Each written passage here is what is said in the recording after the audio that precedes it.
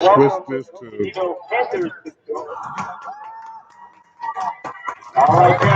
If you go this way, it goes up and down. You got to twist it. Are you on? Yeah, we're live.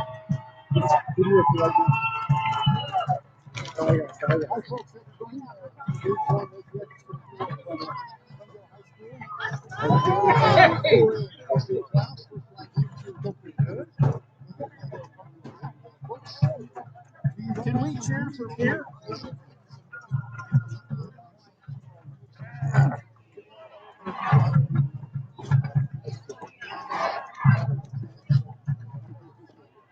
You got a good spotter.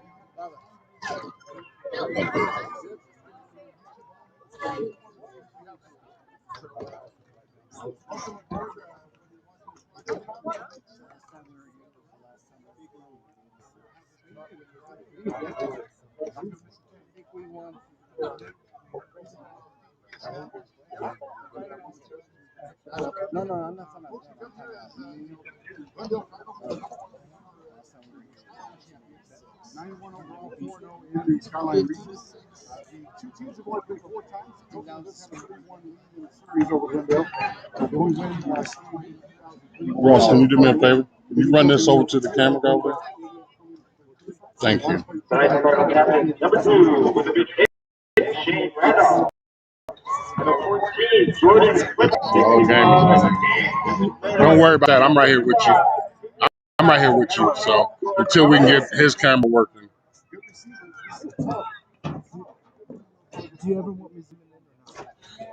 Let's see how it's going first. Let's keep it.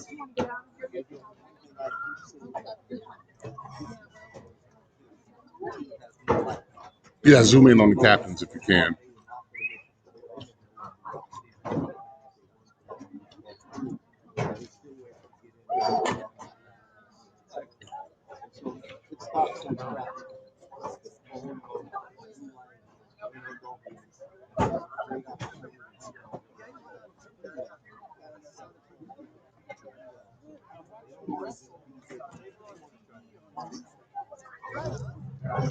tonight.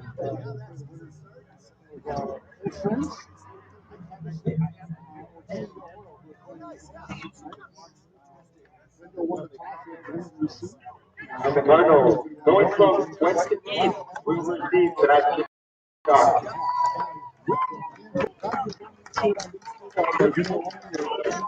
Matt, can you hear me?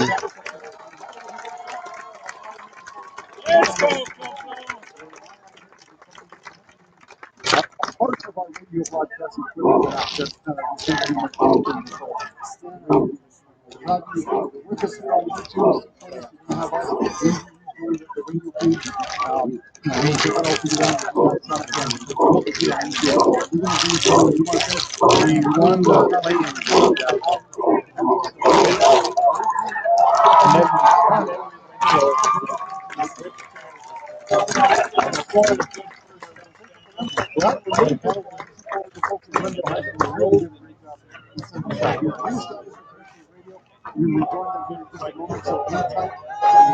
out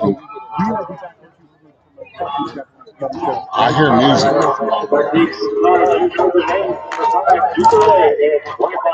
Walker.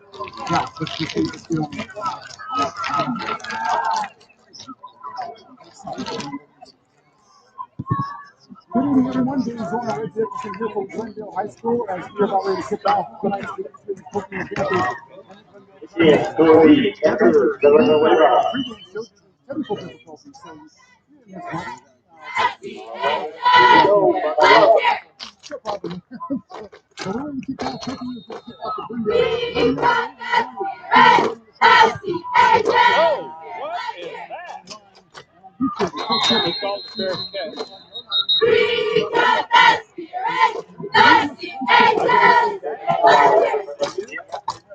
Focus. Look and see if it says autofocus.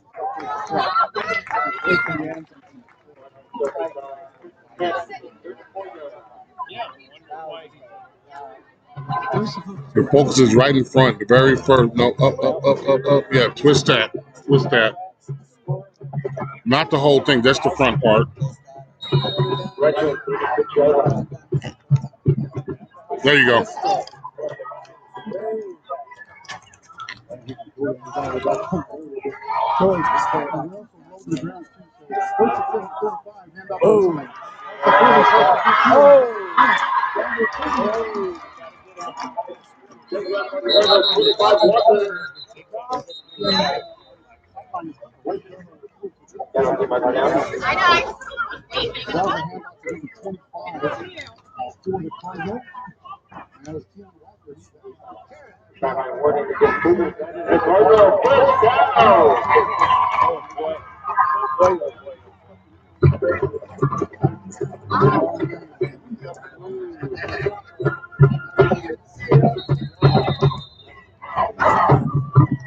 Hello, you guys.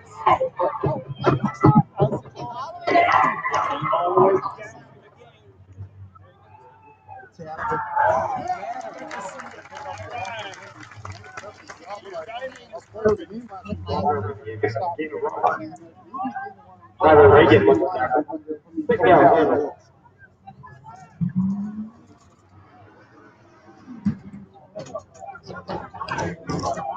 Can you hear me?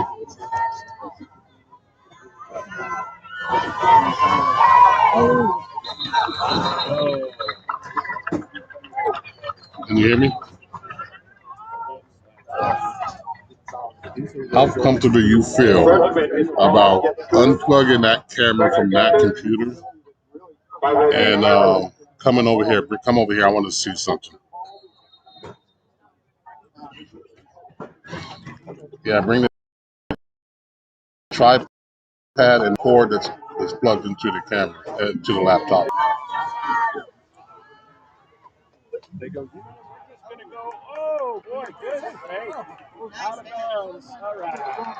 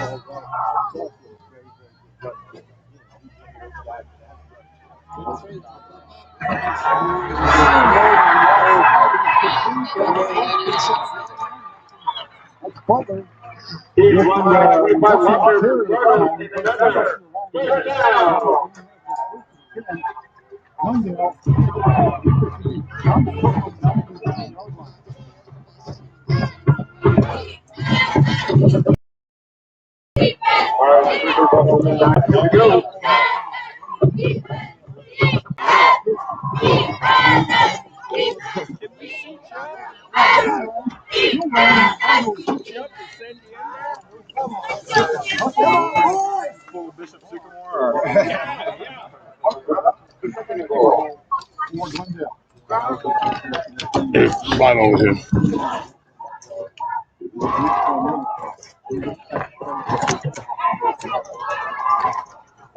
You drank it already? Yeah. Hold it, Matt. Hold it right.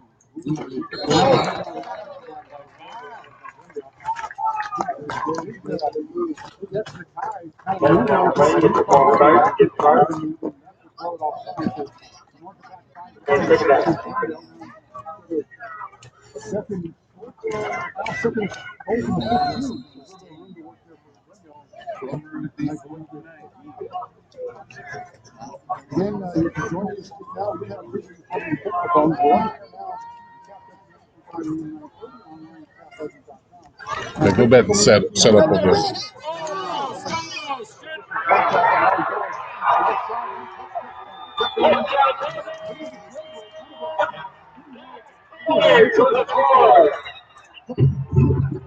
I'll figure it out in a sec. Just keep going. You got an earpiece? Okay, I'll get it working in a sec.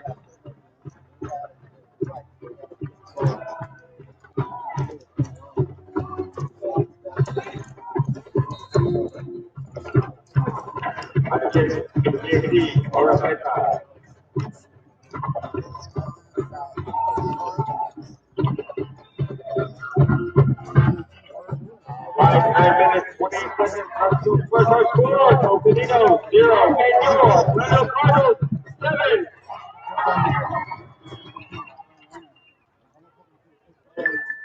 All right, fans, immediately the Arizona State Legislature has passed the law banning any person from smoking on each school campus. We appreciate your cooperation in not smoking on our campus. Eat, drink, chew, and support programs are due. Junior class is selling nachos, hot dogs, chips, candy, soda, Gatorade, and water at their new snack bar, which is located east of the stadium. On a gift card or a leg bag.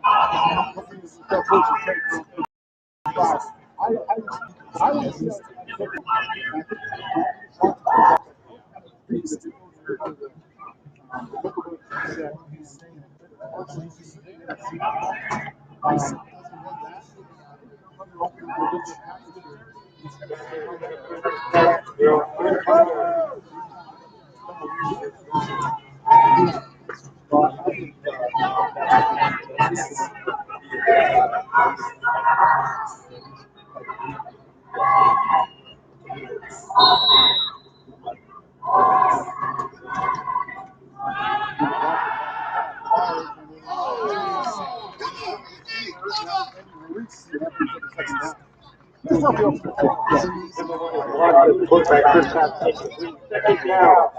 Panthers. That was a good play call. I'd like to see that. Second down,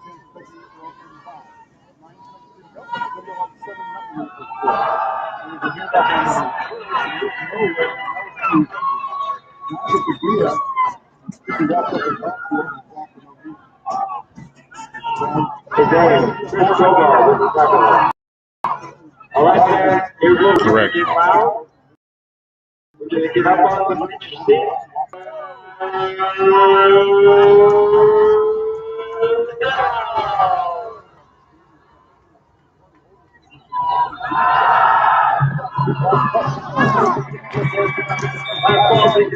Way to go, congratulations. 1 down, Panthers.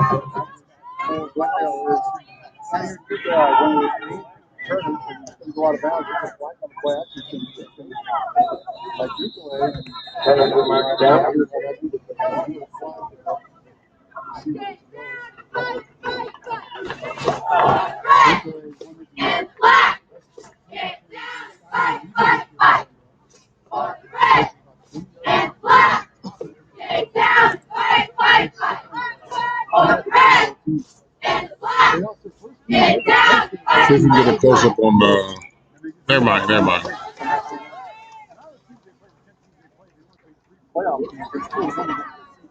But still, I mean, goes without saying, they're number 4 seed for a reason. And it's a really good. A long time. Probably coaching you just moved out here from Pennsylvania. Couldn't figure it out. Panthers and Cardinals will have it. First and 10 from their own 33-yard. First down.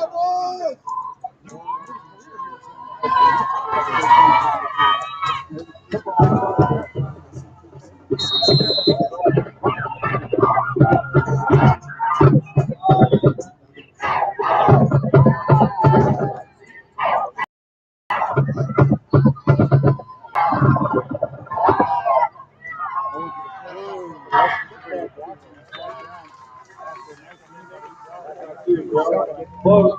Maybe you're too short. Second down, Cardinals.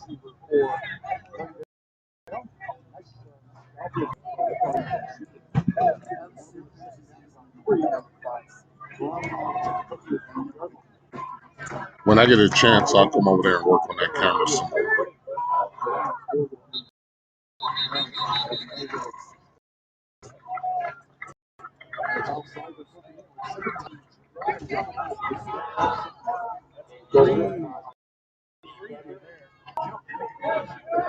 That's a first down. Come on, Coco. Let's go, guys.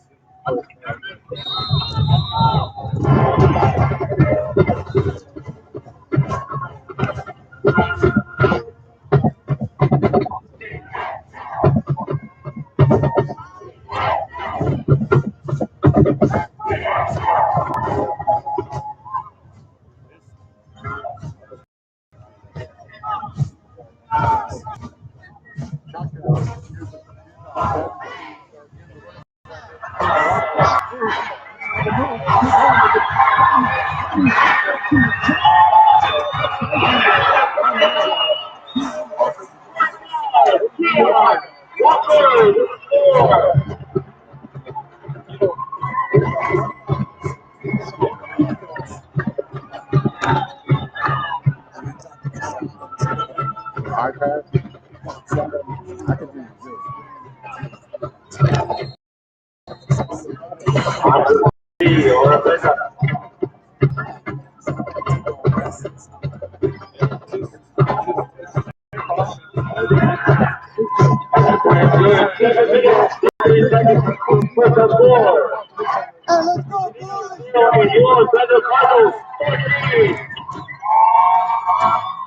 Clock.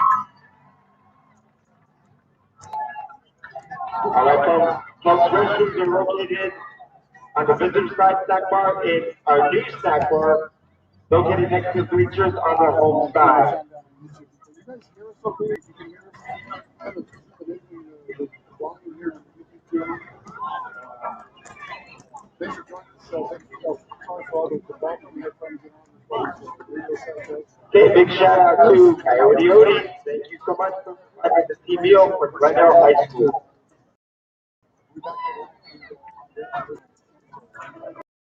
Let's go, boys! Come on!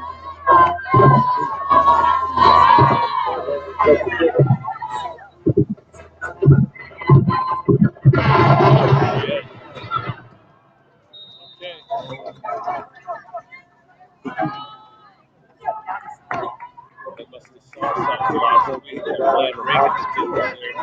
Oh, that's 17. That's not So the game, Panthers 7 versus 10. Number 42 are left. JTBA, free safety, sophomore, 5'11", 148. Let's go.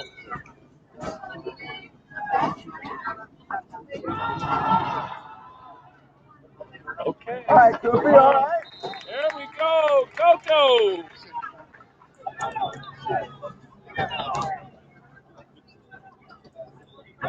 Cardinals gain tackling at 45, brings up second down, Panthers.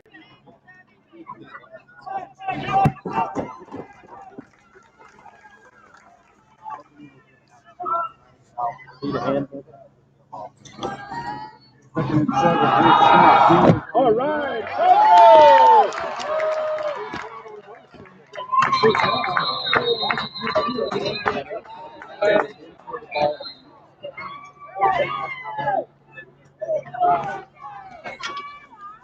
It's going to close it.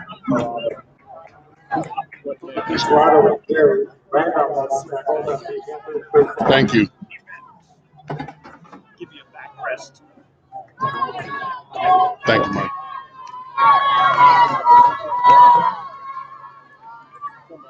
Go. All right, Coco. All right. Woo-hoo. Yeah, run back. Number 3 ran up on the tackle. Picked up second short. Go, boy!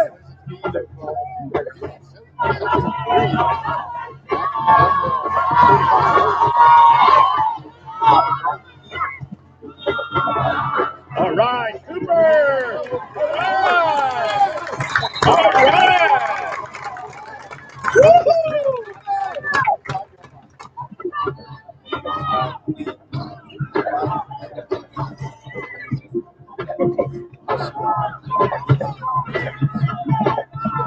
Or French with carry number 22, Pascal. First down.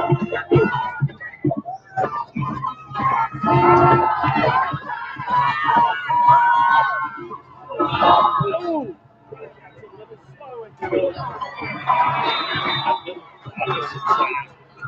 Runner is done. Second line, James Team.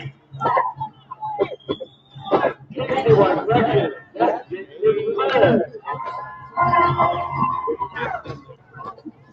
Let's go, Coconino!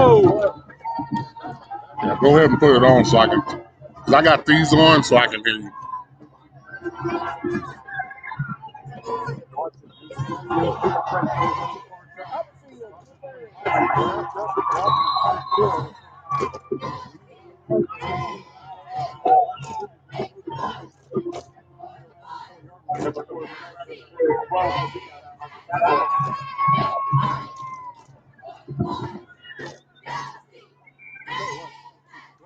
All right, Panthers.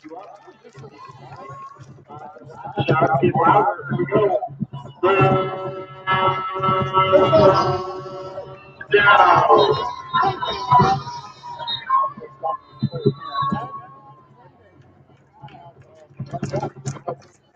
All right, timeout, Coconino. Correction, timeout, Cardinals. I'm gonna try to get you as soon as I get a chance. I'm gonna go over there and try to get that camera working. Tyler, get the scoreboard. Other items include nachos with cheese, hot dogs, chips, candy bars, and miscellaneous candy. Leftover from Halloween, no doubt. Get yours now, folks. I'll tell you when to come off. Go ahead and zoom in on it.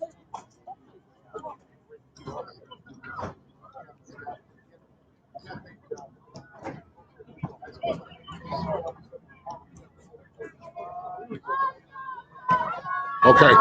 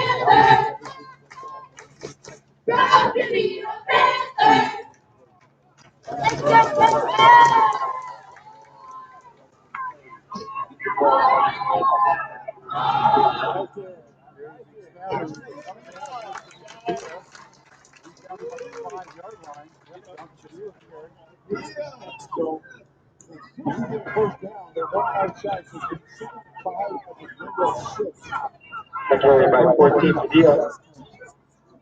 Second and 4.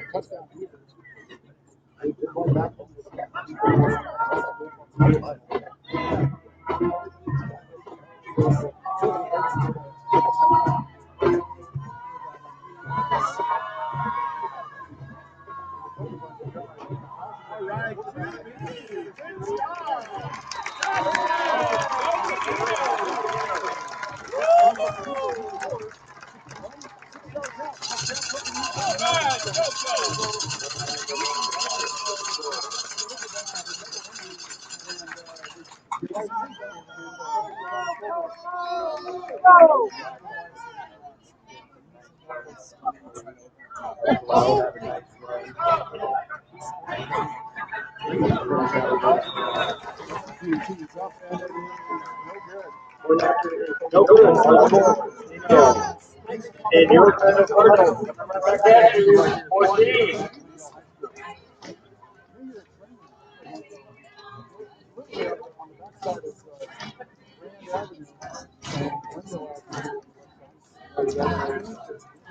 Literally the shadow of downtown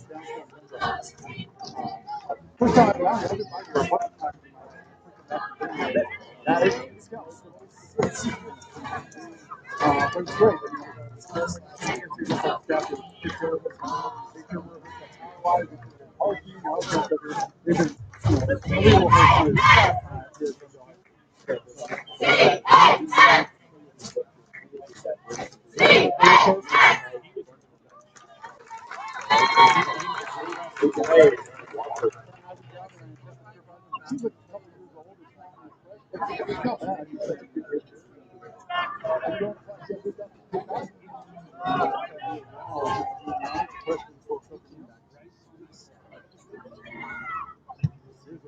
Straight up in the air, and it's going to be fielded at about the 20-yard line. Now he runs into the whole and that was the carry. The Glendale and the junior July.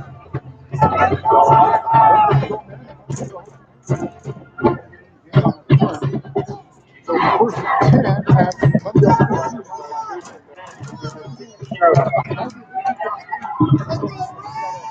Somehow slowly down.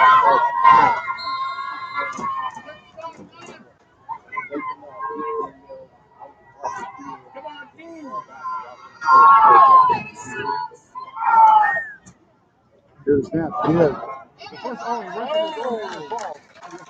The give was to Keon Walker, and he ran right into the left tackle. By the way, the left guard. It was a fumble shot of the puck from. Sorry, on a short game, please don't take it down.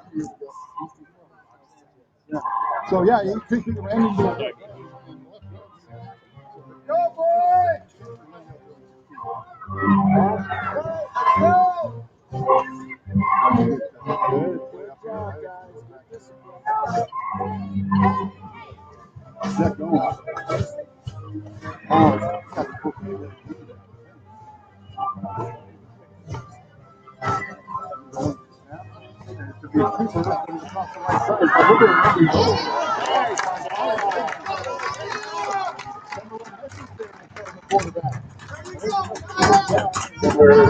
Make it. Tackle. And running first down. All right.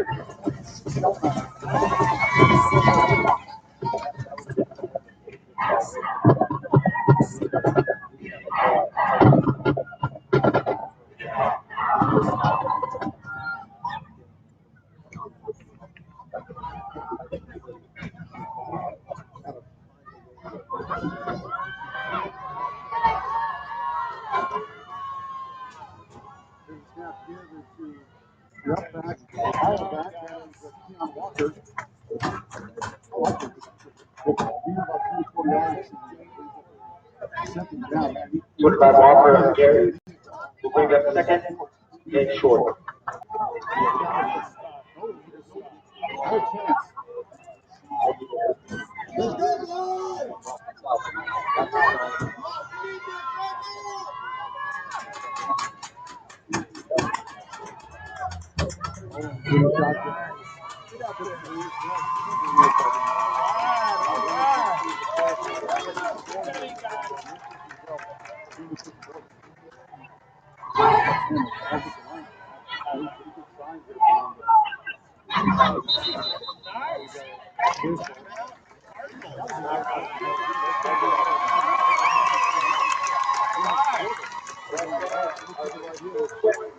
And stepping over the goal line with the cool refreshment.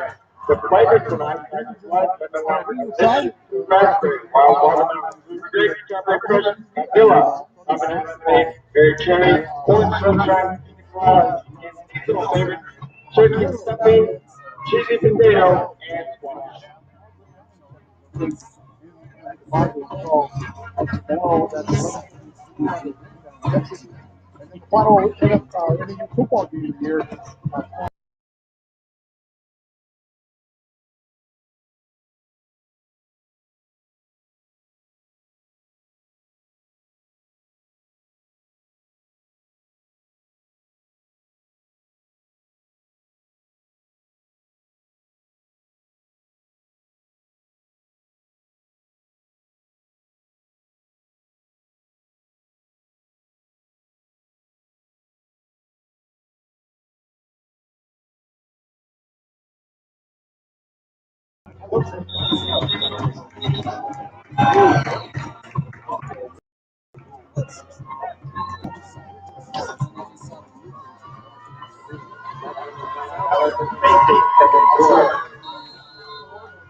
Brendan.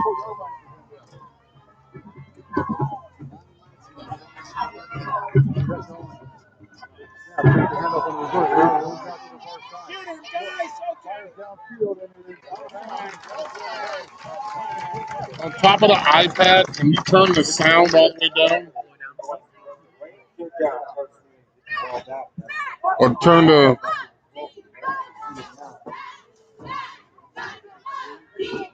the mic off. Turn the mic off. On the front. Look on the front.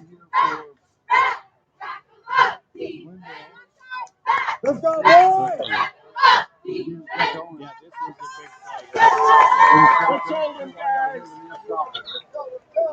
Here's the snap. Okay, good.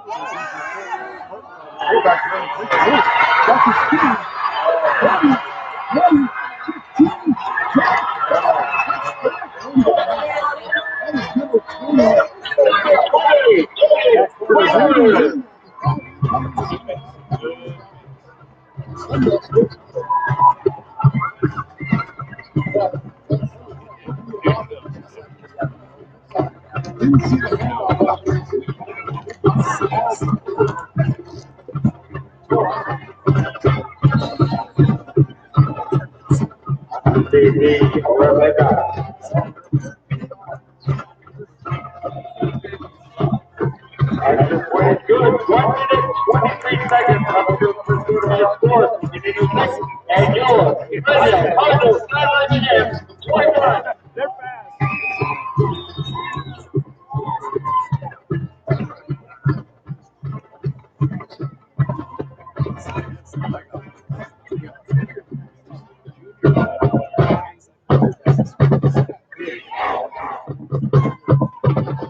Should be a way to turn the microphone off on the iPad. Look on the front. Look at the view. See the microphone? Push the microphone.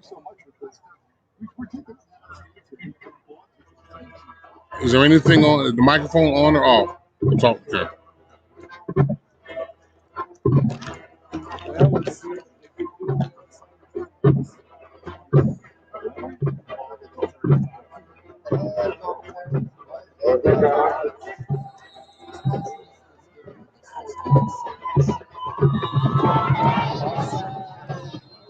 Older, so he's a little bit hard to hear.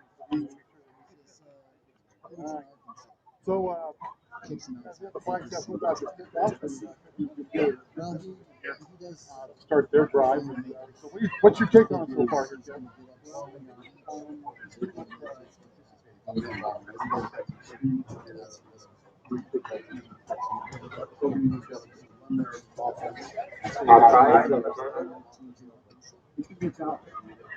His answer, I like that. It looks like me an outside spot. It's okay. I mean, it's weird. I mean, we're used to, keeping the seat, and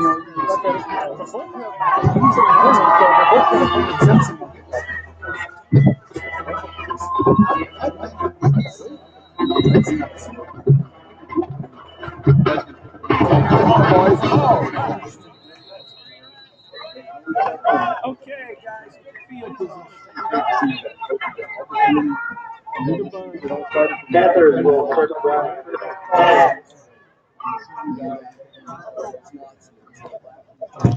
From their own 34-yard line.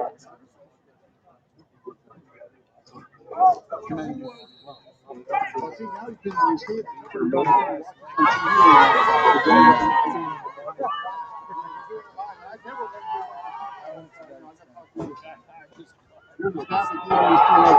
Upfield, buddy, upfield. Nice job, Coconino. Nice job,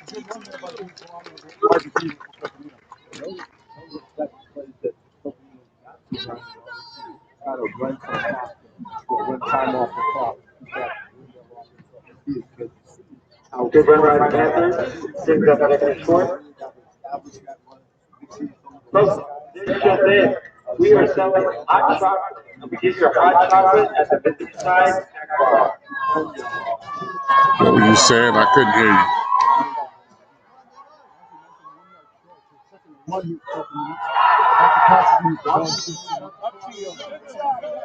he gets across the midfield, well enough for the first down, gets a few more yards as well, close to midfield. Now Coconino has the first down at about their own 48-yard line.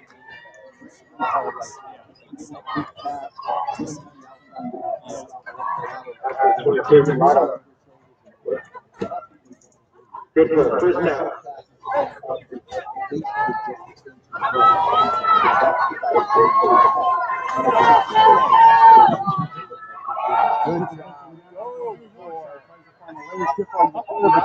Not before he gets down.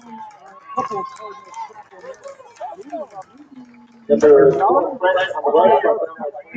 Cardinals Second down. And Carolina, we always have Duke Prince. He's had a great year running football.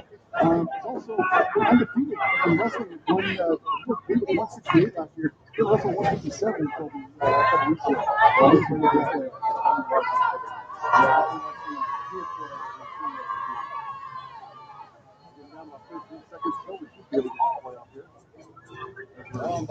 Four.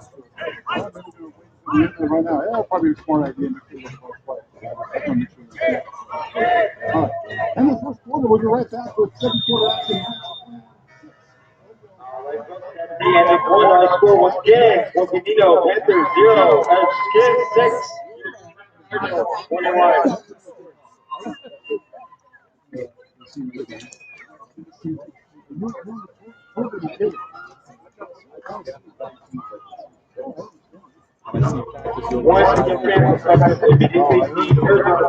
I'm going to come over at halftime.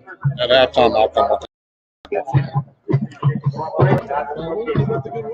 Kevin, good to see you. Coco, good to see you, man. Kansas State with AC number. Down there. He's out in the car. If you're feeling hungry, folks, get later, buddy. Good eating and some hot chocolate. Come and get it now.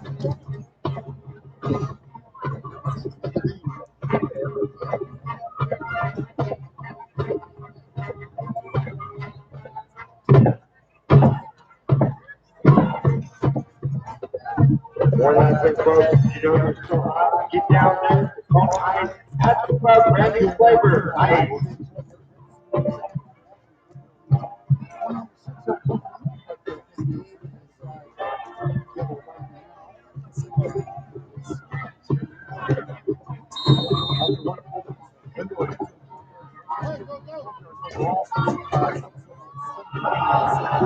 Nice job, good job, Mike.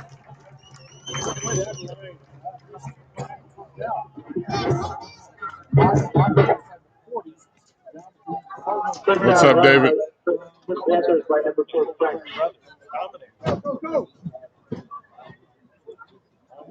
Let's go, boys!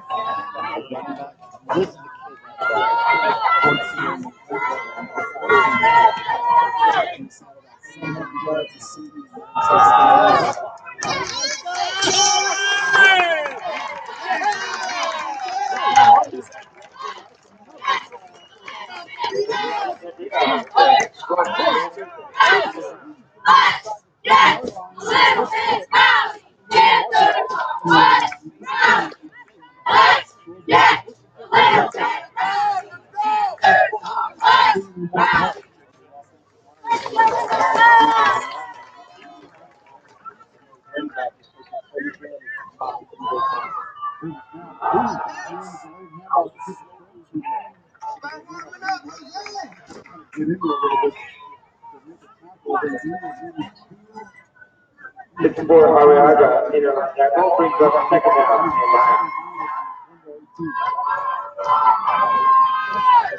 Trying to follow the scoreboard and passing the other forward down.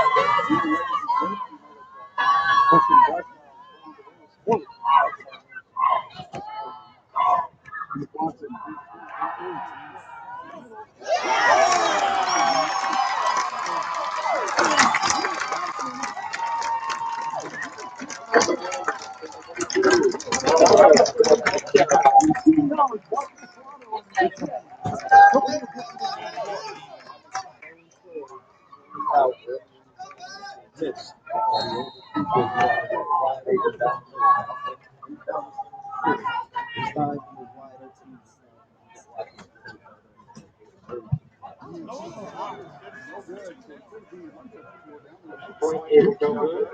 10 minutes, 31 seconds. That was 4. Panthers 12 and yours.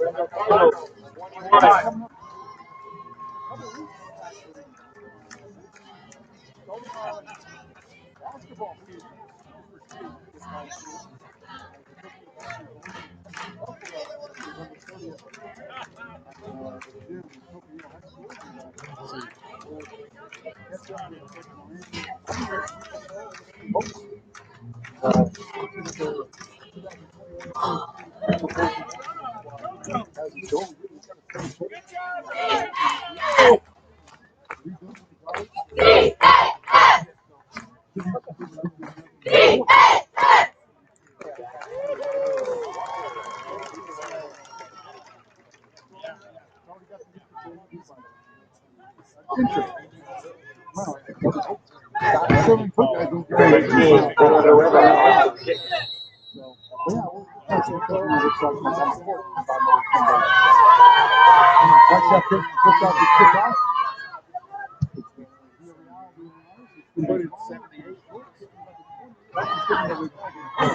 Good job, guys.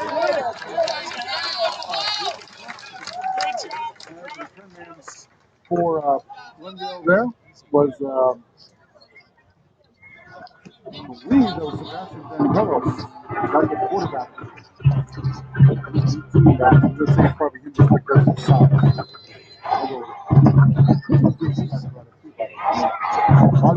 That's for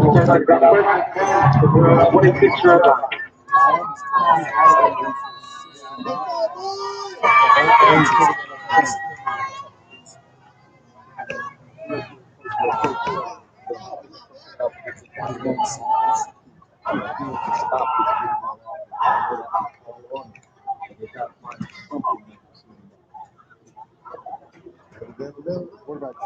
Good job, Dave.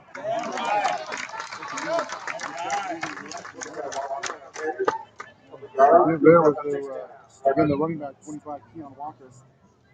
Near the yard, the second line there, the Glendale 27.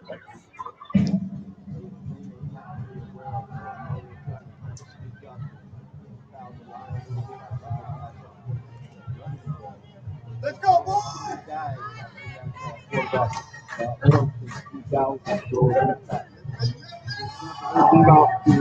Walker again. I'm sorry, I thought that was a give to Walker, but that was a Good job, Carter. going to push down with the posing.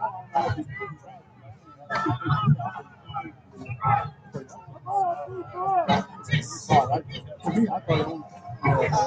That's okay. Good job, guys. I'm just kept going.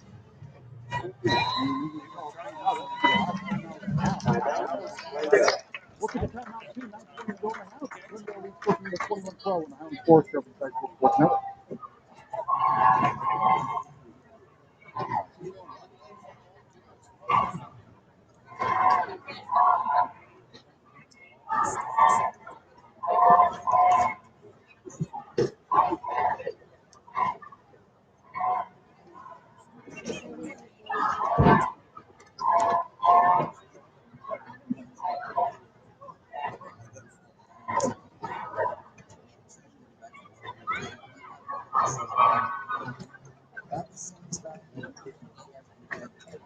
Hey, folks on YouTube, you're there, if you cannot hear us, throw us a thing in the chat. Make sure that we've had any errors in there.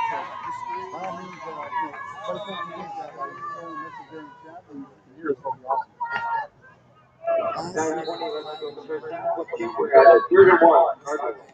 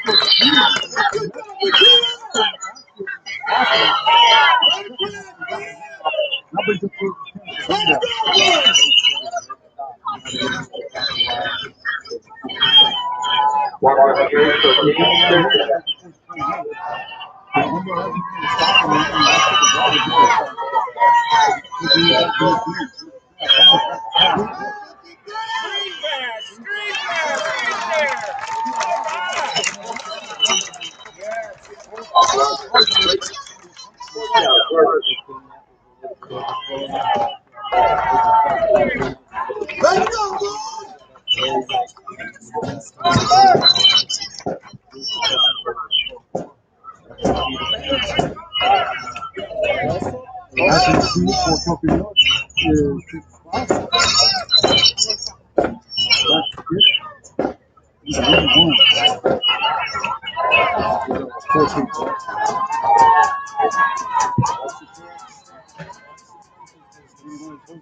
first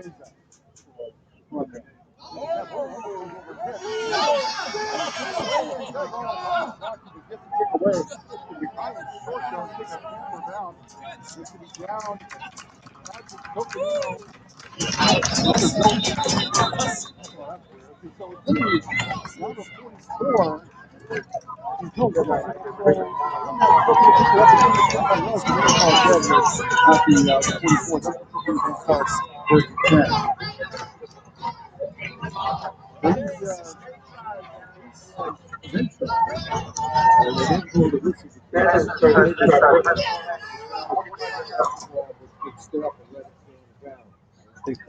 Walker carries for James Thursday.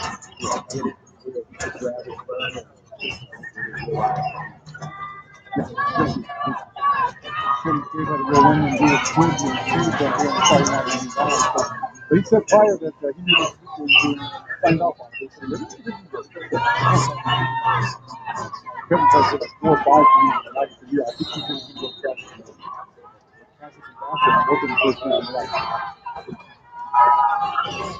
He's watching David Smith.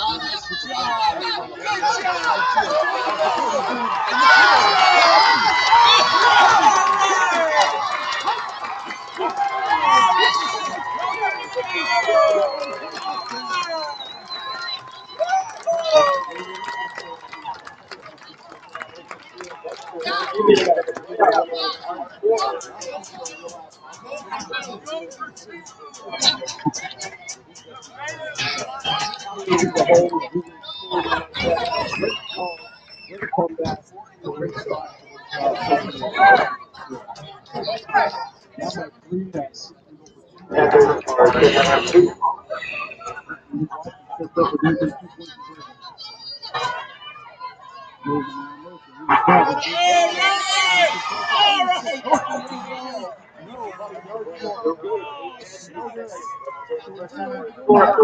18 and yours for the Cardinals.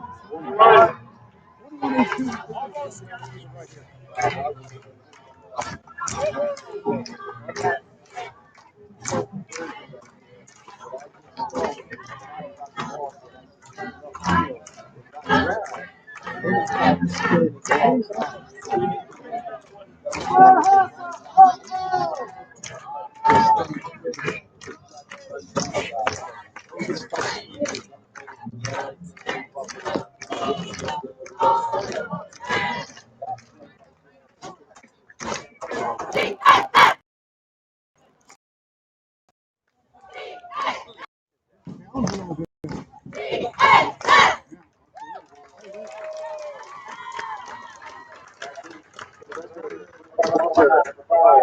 Chick-fil-A. Panthers, number 18, Villanueva.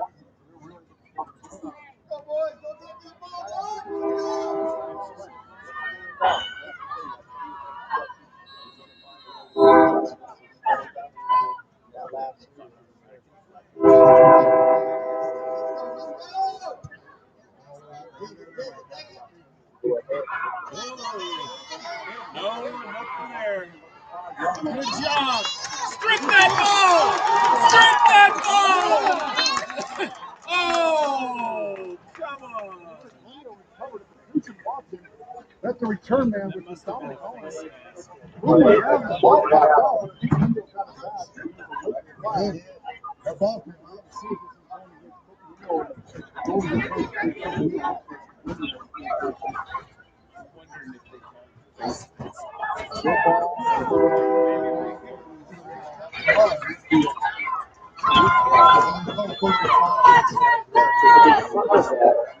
Get ball penalty against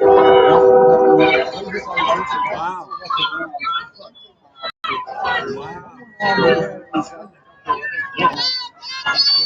Let's go, Coconino.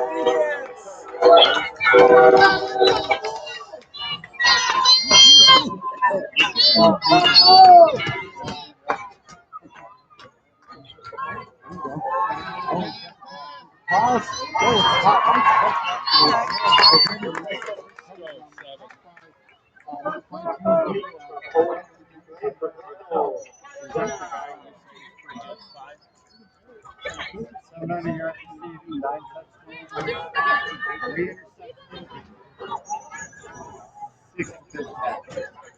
Good job. Come on, big guy.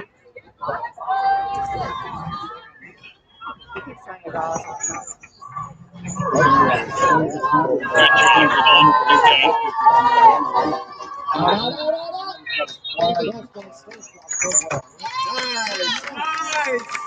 All right. will be a false start against the Red Bulls.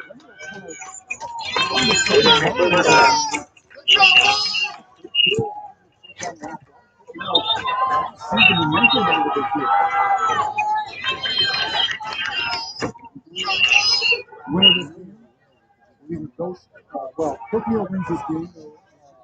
They'll be on the road again next week. They will be in Oro Valley against Dorado as a team in the world. Or they're going to go back to Hamilton. All right, Coco.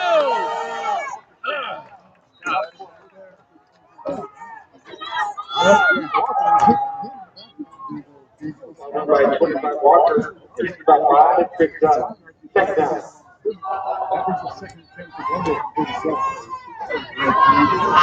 Let's go, Coconino.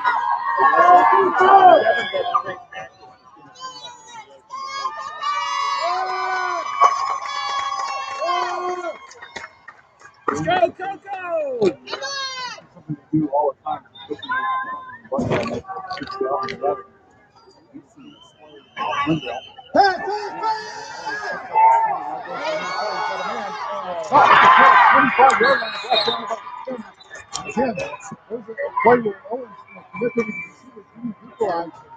Blades from Owen.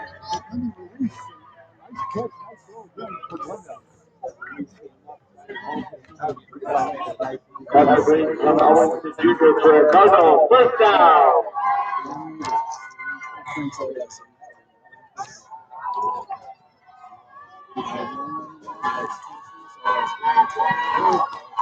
Owens now. Good snap. Good job, guys. He's brought down by both the Panthers. He's attacking them. He's a piece on Sevilla. All the guys put a hand on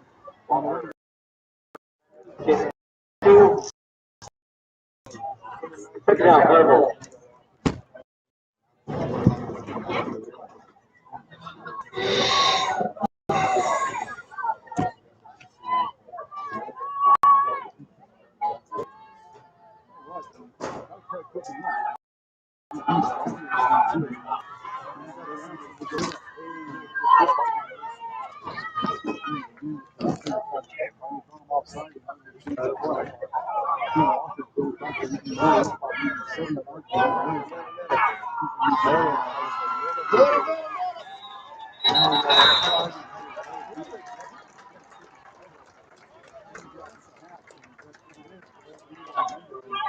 Again, as talented as Zephyr Owen is,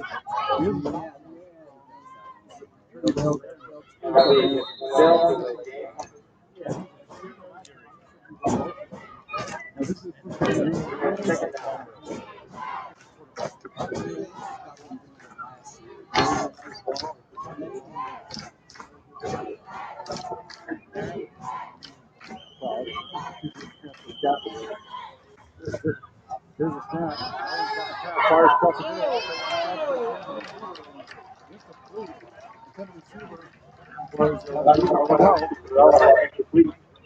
Good job, Cardinal.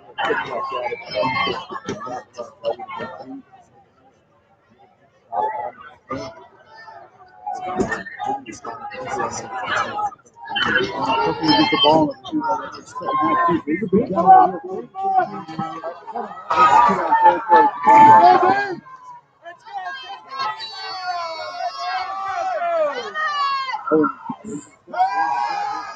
Over the middle. time. Oh. Get in there, Reagan.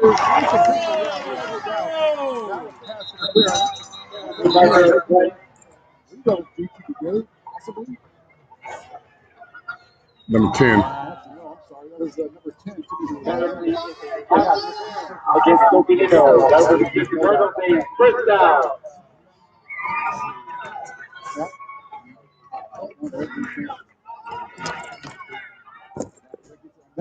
I want to see the ball get thrown.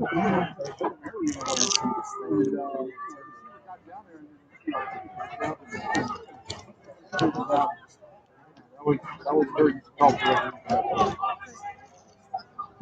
Cards have it first and 10 from the 11-yard line.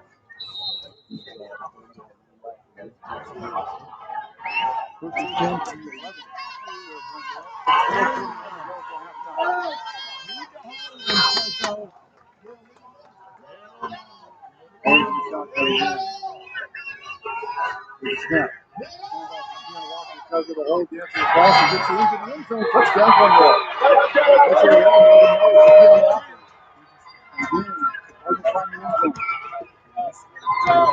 Number 25, Keon Walker with the score.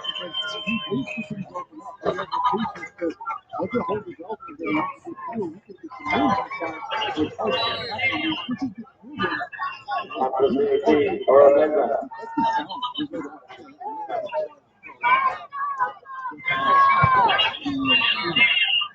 Extra point is good. Over 4 minutes.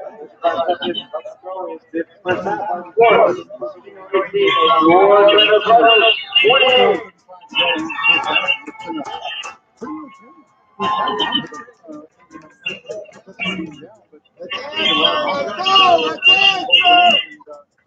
Battle out here.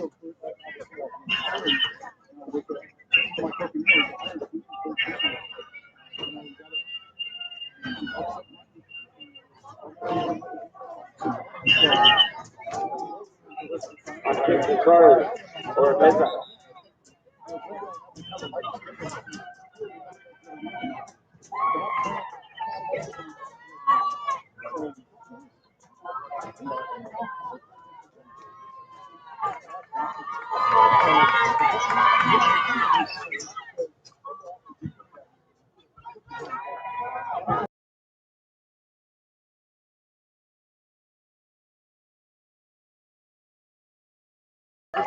All right. Good job, buddy. Woohoo!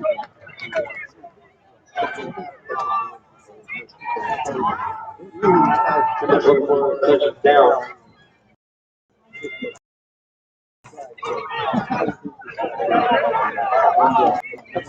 Panthers will start the strike for the 10. They're all 32 yards.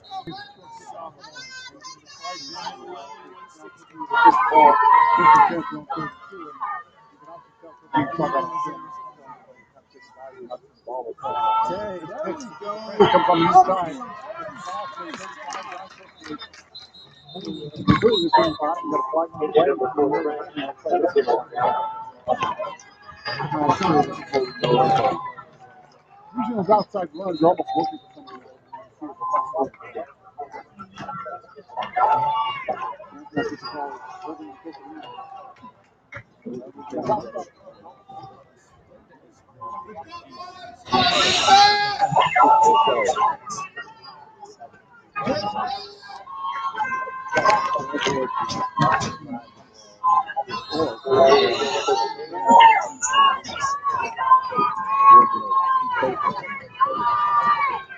Here's the snap. Gave us a Colado, and the Colado reverse in a couple yards.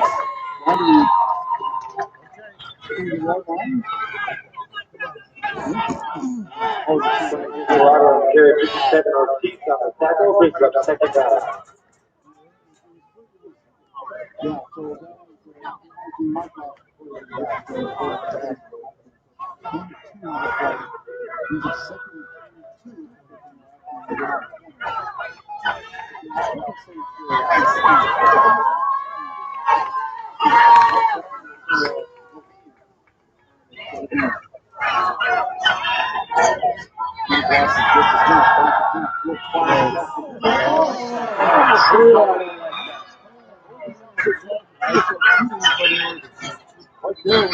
two. They intercepted the third down.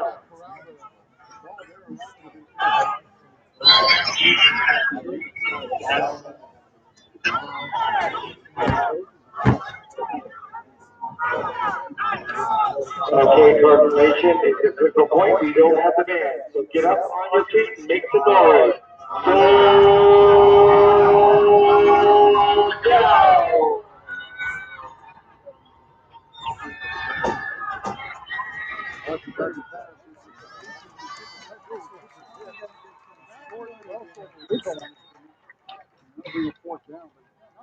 That's the fourth pitch. Superman, tackle, fourth down. Way to go, Cardinal Nation. For Glendale, and it's now to go back and punch from Watson. Acting for the Redbirds, number 5, Superman.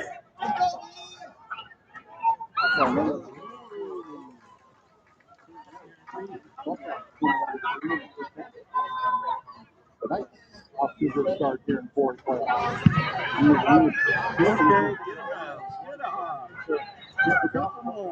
Get him, guys. Get him back there. How are you? Good, There's good. no shot. I'm trying to figure it out. I don't know what's going on, so I'm working on it.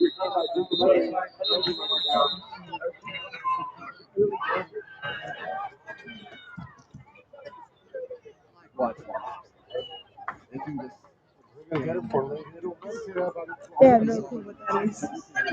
Huh? I have no clue what that is. I don't know what's going on.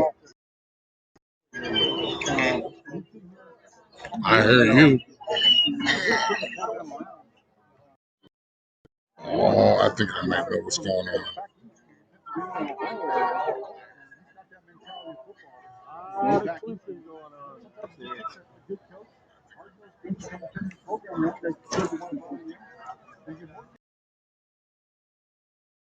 Program that was kind of an afterthought here in the West Valley in Glendale to one of the better teams in the West Valley here in Glendale. And it didn't take long for them to do that. And all they've done is build a very solid program here at Glendale High School for football. Yeah, they definitely have one.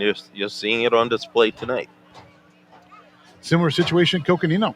I mean, it just took a coaching change. Took Coach Miranda, in the program whisperer, I call, and to kind of shake some heads around. And they brought in Mike Lapsky as offensive coordinator. And after he fixed the program, he went back to basketball, and Laps took over. And it's been a success, 3 straight playoff good hands. Seasons now. So definitely in good hands. Sometimes it's just that easy. You just get the right coach in there, and everything will take care of itself. I was in a program myself that we needed a coaching change. We got the right coach in there. And all he did was become the winningest coach in Arizona football history. That's all that happened there. Again, sometimes it takes the coach. And they're going to mark off a big distance here for Glendale as the block in the back came about probably at the 40, 45. So we're going to mark it back, and we're going to have Glendale starting here. Let me see. The 30, 25-yard line. Oh, wait, now they're marking it. I think they marked off too much. So it's going to be marked at the 40-yard line. The chain crews are going back and forth. What are you doing? First and 10 at the Glendale 40 is where they're going to mark it here. So not really sure why they marked back. Maybe they're offsetting. I don't know. Anyway, first and 10 at the Glendale 40 here. 2:32 to go until halftime. Cardinal lead 28-18. First round of the 4A state playoffs. And a beautiful night for football here in the West Valley. I mean, this is awesome temperatures out here. Back to pass. Look, Owens goes on the near side. Being chased, and he's wrapped up and dropped for a loss on the other side. Took a little while. It took a little much to get Zach Owens on the ground, but Matias Ortiz was over there, so was they were in the area for the hit, and brings Zach Owens down, and we got 2:10 and counting here and going to halftime. Well, it's going to be very important for Coconino to keep Glendale from scoring on this drive. They need to get a big stop here and at least get the ball back or force Glendale to, run out all clock without scoring on this series. Be nice to get a turnover here if they were able to get the ball themselves and score and then get the ball for the second half. Yeah, that'd be nice, wouldn't it?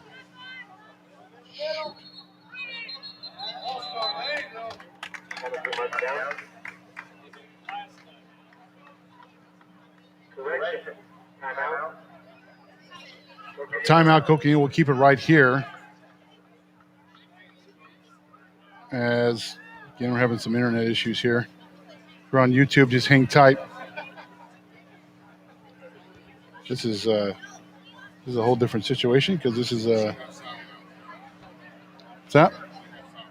Okay. Trying to.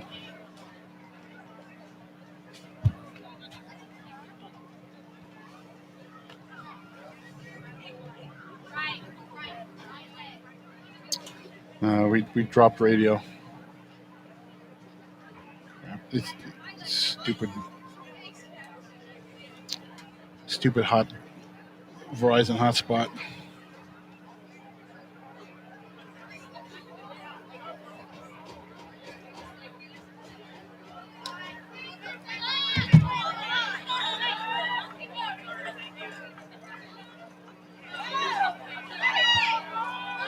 Are we still on the YouTube? We're still up on YouTube, bub? Okay. Sorry, folks. We dropped on radio as a internet issue here on our end, so we'll pick up the radio broadcast here in a second. Here's the give is on the right side. And there goes Keon Walker. Long run for the first down. We're trying to reconnect with radio here, so again, hang with us here. Keon Walker with a big run on the right side as the Cardinals have the ball first and 10 with 1:32 and counting until halftime. Got to reboot my hotspot so we can catch back up here on the radio side. Here's a snap. Give is again to Keon Walker on the near side. Busts through a couple tackles, and he's down inside the 20 to about the 15. Maybe even further along than the 15. And then again, he bowed his head to Jesus, and he stood for Uncle Sam. And he. So I'll turn the return down here. Yeah, we're back. Yeah.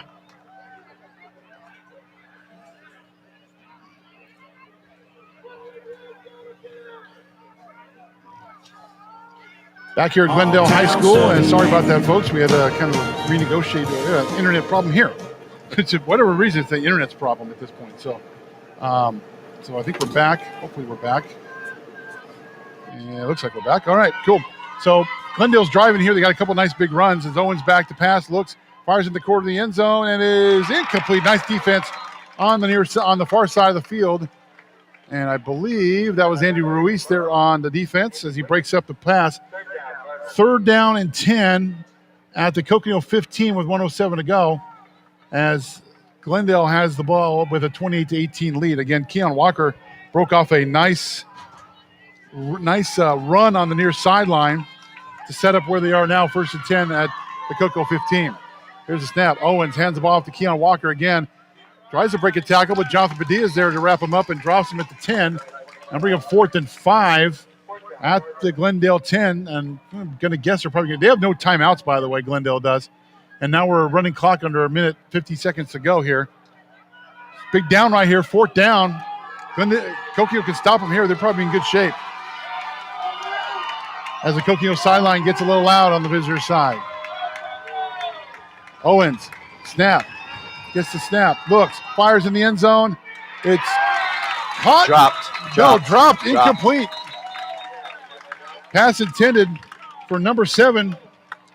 And that was David Cano. And turnover on downs. And Coconino is going to get the ball here with 31 seconds left. But the biggest thing there is it keeps Glendale out of the end zone. And Coconino does get the ball to start the second half. So that's a big-time defensive stop right there for Coconino. Yeah, that was definitely a big stop. Coconino desperately needed to keep Glendale out of the zone on that drive, and they did. It was a nice defensive play. They came up, hit him.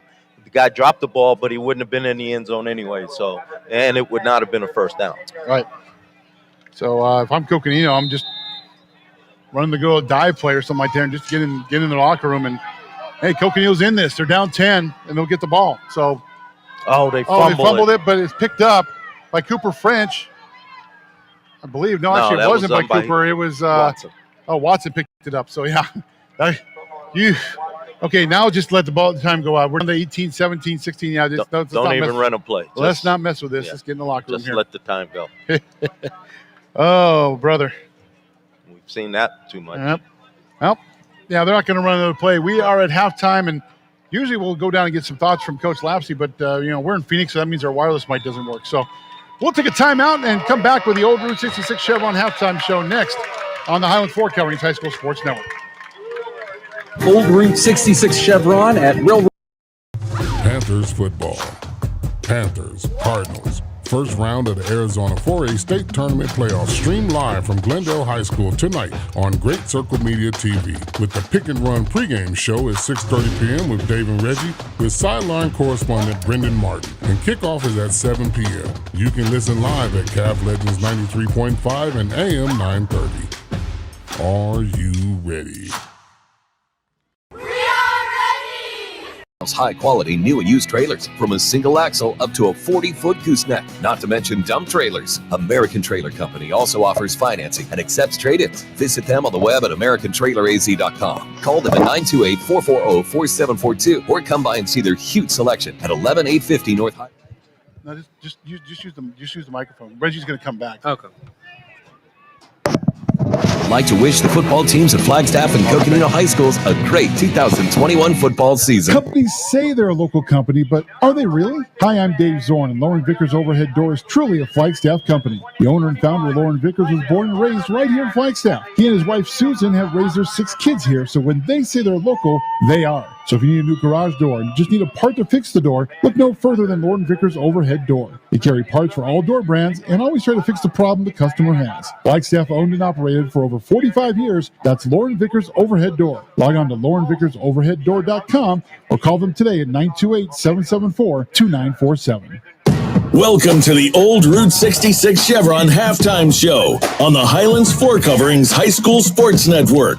The show is brought to you by Old Route 66 and Lauren Vickers Overhead Door. Let's head back to the stadium. Here's Dave and Reggie. Back here at the Old Route 66 Chevron halftime show. Dave Zorn, Reggie Eckerson, and Brendan Martin with us. And actually, Brendan's going to jump on the mic here. is he's going to touring the amenities here right now at Glendale High School. Brendan, I mean, so that was an entertaining first half. I mean, no surprise really. I think out of Glendale, we expected with speed and the skill positions. Coconino handling their own right now, but they're down by 10 with getting the ball in the second half. So what are your thoughts of the first half? Yeah, definitely, Dave. I mean, looking at the very start of the first quarter, Glendale jumped out to a 14-0 lead very early, and it looked like this game was pretty much over, like at the very beginning of the game. And so it's very, very good for Coconino to be able to still be in this game, only down by 2 possessions. But yeah, going into this second half, I think that Coconino has a lot that they need to do, but at the same time, they've certainly been doing a lot of things right, and that is doing what they do best, running the ball, getting it to Cooper French, who's had a ton of great plays, and I think they're still very much in this game. Now, I think they're mixing the run and the pass pretty well, too. Enoch Watson, 4-7 for 40 yards and a touchdown. So he's been pretty accurate so far in this game. Cooper French, you mentioned him, 8 carries, 83 yards and a touchdown. He had that long one for the score there in late first quarter, I believe. Jonathan Padilla, 4 carries, 35 yards for him. Coconino as a whole offensively, not bad. I mean, they 146 yards rushing, 186 yards of total offense. Glendale, however, it's been an offensive show. They have had 264 yards rushing for 324 yards of total offense in the first half. That is the Glendale Cardinals. You tell you that a lot of it has been Keon Walker, 15 carries, 163 yards and 2 touchdowns in the first half for their exciting running back. But they've done a good job keeping Zach Owens, who's their sophomore quarterback, pretty much in check. 3 for 11 for 60 yards, 27% completion percentage for Zach Owens in the first half. That's good defense there against a kid who's really has done a great job with balancing the run and the pass for Glendale so far this season. They've done a pretty good job against him tonight. Is Coconino. Right? Yeah, absolutely. Dramatic pause. Yeah, dramatic pause for effectiveness for those watching. See Reggie return. Yeah, Reggie's got food and water. So thanks, Reg. Yeah, thanks, Reg. Yeah, definitely. I think that the defense, as fast of a start that Glendale got off to, 28 points, certainly not an unsurmountable number for Coconino to get by. We've seen Coconino be able to put up points on the board in the second half. I think it's just more so doing what they do best, keep punching the ball down the middle. At the same time, mixing it up. We've seen Enoch make some great passes, something that we wanted to see all year out of him, and we're certainly getting a chance to see that. And who knows? It's Coconino's the 13th seed. They're very much in this game. We can definitely see an upset today. Now, here's something you don't see every day from concession stand food. Reggie's got a tamale. And, this side of town, that might be a pretty good tamale. So Reggie's digging in. We got to get a live. It's too bad you're not on camera with this, honestly, because people need me to know if these tamales out here in Glendale are pretty good. I'm going to guess they probably are. What's your take here, Reg? It's good. Good, great tamale. It's good. See? And it's good. See, we're basically at Glendale Avenue and Grand Avenue in the West Valley. So if you're going to get tamales, this is probably a good place out here to do it. But see, you're kind of breaking a broadcast Cardinal sin of having Mexican food on game day. So, luckily the bathroom's right around the corner. Before we head to break, I again want to thank a couple of things. We want to thank everybody here at Glendale High School for really, it's taken probably a good 3 days to try to figure out how we were going to even hook up with power here because, again, this stadium was built in the 1940s. So we literally have our power cord going through a fence and over on top of the roof of the concession stand and on the other side to plug in our power, which is, again, 2 of the last 3 weeks we've plugged into the actual football field and now over a roof to the concession stand. So we've had to figure that out. But the great folks here at Glendale High School have really helped us out with that. Their AD and their maintenance people have been outstanding, getting us ready and get us hooked up. I also want to thank the AIA, the Arizona Interscholastic Association. They have their own video carrier, NFHS. They didn't select this game, so because of that, we were able to bring this game back to all you have. And I also want to thank our sponsors. It took a few extra bucks to actually secure the rights to this game tonight. So a few of our sponsors stepped up. So we appreciate them, and we definitely want to mention all of them because without them, we're not doing any of this year. And they've been great supporters of ours along the way. And you're hearing all the commercials from them tonight, and I know I have the list of them somewhere. Give me a second. Let me hand them here. I should know them by now. Obviously, Highland Floor Coverings. Mark Furr and the great crew he's got over there. Always been a supporter of ours since day one. Odegaard Sewing Center, Pick and Run, Flagstaff Foot Doctors, Big O Tire, Knacker Pepsi, Finley Honda, Flagstaff Chevrolet, The Light Company, Around the Mountain Pediatric Dentistry, Sunnyside Market on 4th Street, Oxendale Auto Group, Napa Auto Parts, American Trailer Company, Frederick Fisher Jewelers, Old Route 66 Chevron, Lauren Vickers Overhead Door, and Crumble Cookie of Flagstaff, all on board with us here during the football season and as we head into the playoffs here for the 4A state playoffs. Broadcast rights to this AIA postseason event have been granted to Great Circle Media by the Arizona Interscholastic Association as intended solely for the enjoyment of our listening and viewing audience. Any rebroadcast, retransmission, or other use of this product without the express written consent of the AIA is prohibited. We are at halftime. When we come back, we got more of the halftime show, the old Route 66 Chevron halftime show, next on the Highlands Fort Coverings High School Sports Network. This is KAFF Flagstaff, K228XO 93.5 Flagstaff, your home for the legends of country and the high school football game of the week. Companies say they're a local company, but are they really? Hi, I'm Dave Zorn, and Lauren Vickers Overhead Door is truly a Flagstaff company. The owner and founder, Lauren Vickers, was born and raised right here in Flagstaff. He and his wife, Susan, have raised their 6 kids here, so when they say they're local, they are. So if you need a new garage door and just need a part to fix the door, look no further than Lauren Vickers Overhead Door. They carry parts for all door brands and always try to fix the problem the customer has. Flagstaff owned and operated for over 45 years. That's Lauren Vickers Overhead Door. Log on to laurenvickersoverheaddoor.com or call them today at 928-774-2947. Old Route 66 Chevron at Railroad Springs is serving all your favorite breakfast and lunch items with Hot Stuff Foods. Enjoy a variety of breakfast sandwiches and delicious burritos along with all of the sides. Pizza, wings, burgers, chicken sandwiches, and more. Hungry? Get what you want at Old Route 66 Chevron. Open 6 a.m. to 4 p.m.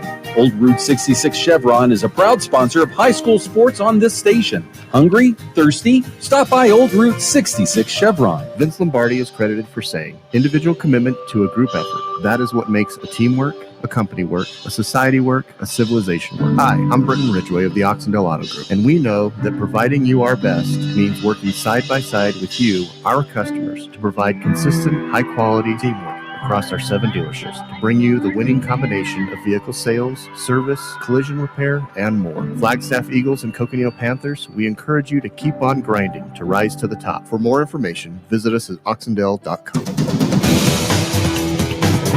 Back here at the old Route 66 Chevron halftime show, Dave Zorn and Reggie Epstein. Now, what do you think? Molly down there. Must be pretty good. Wow. Right. Let's check around the scoreboard as we know here for the 4A state playoffs and anything else that comes across. Last score we had approaching halftime, Prescott was up on Bradshaw 7-6. Not a surprise. I thought it was going to be pretty much a defensive game there. That's the 8 and 9 seed. The winner there gets either Poston Butte or Northwest Christian. That game being played out in Santan Valley, a ways away from here. Of course, we have our game here, and we don't have a ton of scores. Really, some of the other games, I can also tell you actually probably at halftime, St. Mary's, the number 10 seed, out at Buckeye tonight, taking on the Buckeye Hawks. And St. Mary's leads Buckeye 21-3 at halftime. The winner of that game gets either number 2 Casa Grande or number 15 Deer Valley, that game being played down in Casa Grande. We actually have an update with 8:25 to go in the third. Prescott now leads Bradshaw 14-6. So, again, in a rivalry game like that, beat you once, okay. It's hard to beat a team twice, especially when you got a guy like Cody Collette that is the head coach at Prescott who focuses in on what they did wrong in game one. I had a feeling this was going to be really close, and I wouldn't be surprised if Prescott won the game. And they're up 14-6. It's a long way from being over, but it does not surprise me at all that Prescott's in that game because it's hard to be a team twice, especially when you get a look at, especially a defense that Bradshaw runs. You get that second look at them, and you can do some things. Well, you get familiar with the team. And over the years, they've run some similar things. So Coach Collette, he's a very sharp coach and knows how to make those types of adjustments, even in midseason and during games. So I'm not surprised to hear the score the way it is right now either. Would not be surprised if Prescott wins that game. One thing I know where there's I got a lot of people I follow on social media that are actually at the Lee Williams games, and I'm going to see if I can't scratch up a little bit of a score update here, because Lee Williams is down in Apache Junction taking on the Prospectors tonight, the 13th seeded Lee Williams Volunteers making a long trip down to take on Apache Junction. Casa Grande, here's an update. Casa Grande leads Deer Valley 21-10 at halftime. That one just came across my eyes there, so that's, again, not a surprise there. Lee Williams leads Apache Junction 27-20 at halftime. Devin Santos with a touchdown pass in that game, so not surprising there. Lee Williams is always a tough out and tough team to play there. The winner of that game will play either number 3 Mesquite or number 14 Ben Franklin down in Gilbert. And then the winner of tonight's game, Glendale will either stay here and host number 5 Lake Havasu or host number 12 Canyon de Oro, or if Coconino wins, they'll go to either Lake Havasu or go to Canyon de Oro. So it's either going to be Oro Valley outside Tucson or over to the Colorado River again, the second time in 2 weeks, to take on a tough Lake Havasu night team. Lake Havasu, by the way, leads CDO 14-13 at halftime. Tough game there. Wow. So yeah, CDO is that's a great football team down there. It's been a tough year, but man, they're a playoff team every year. That's a tough out, and looks like they're doing well against Havasu in the first half. So yeah, some good games in the 4A tonight. Not a surprise, as we are in playoff time, and anything can happen. And hey, there could be a few higher seeds win in this first round, because now you got rid of the top 2 teams in Cactus and American Leadership Academy. It's wide open. Post Butte's a good team. Casa Grande may have the best quarterback in the state, but anybody can be beaten in this playoff round. That's why I'm a big fan of the open, because it clears the way for a team like Lee Williams or a team like Coconino or Prescott or Bradford to make a run.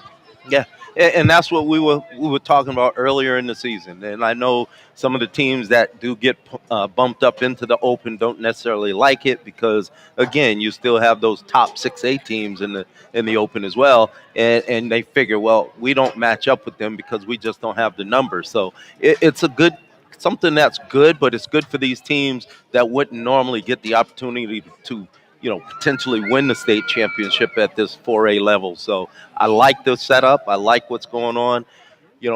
Coconino, again, it's wide open for anybody. It may not be Coconino's year this year, but it could be in the future. And you see a young team that's, even though on a couple of touchdowns, down by 10 points actually, they have an opportunity to come out here tonight and do something. They may be able to steal this game. Now, I know Coach Sweats is going to make some adjustments defensively during this halftime period, so I'm going to be curious to see if Coconino can come out, put up a touchdown this first drive in the second half, maybe get a stop, by Coach makes the adjustments. They get a stop on Glendale, get the ball again, because Coconino hasn't truly been stopped. They've stopped themselves, but they've had some great drives. So Coconino can put some points on. It's just a matter of stopping. You can't go touchdown for touchdown. You've got to stop them and then somehow find a way to take a lead. Both teams are coming back up the field and going to get ready for second half action. This has been the Old Route 66 Chevron Halftime Show. Second half action coming up next on the Highland Fork Coverings High School Sports Network. This has been the Old Route 66 Chevron Halftime Show on the Highlands 4 Coverings High School Sports Network. The show was brought to you by Old Route 66 Chevron and Lauren Vickers Overhead Door. Stay tuned for second half action coming up next on Calf Country 93.5 AM 930 and streaming on calflegends.com.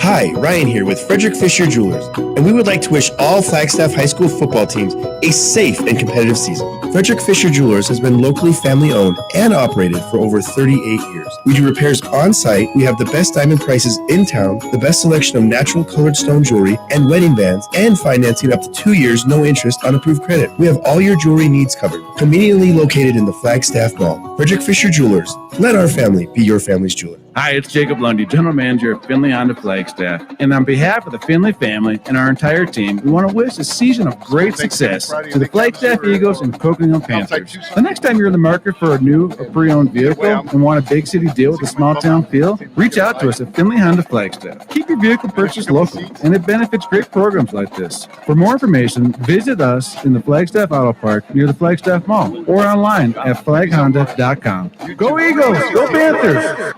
Hello, everybody. Aaron from Napa with your daily dose of Napa know-how. With the largest parts inventory in northern Arizona, you can feel confident from fixing your car to shining up your ride that we've got you covered. And remember, with our price match guarantee, you can walk out of our stores knowing that you got the best service, the best part, and the best price possible. Napa. Family owned, locally trusted, and proud supporter of Coconino High School athletics.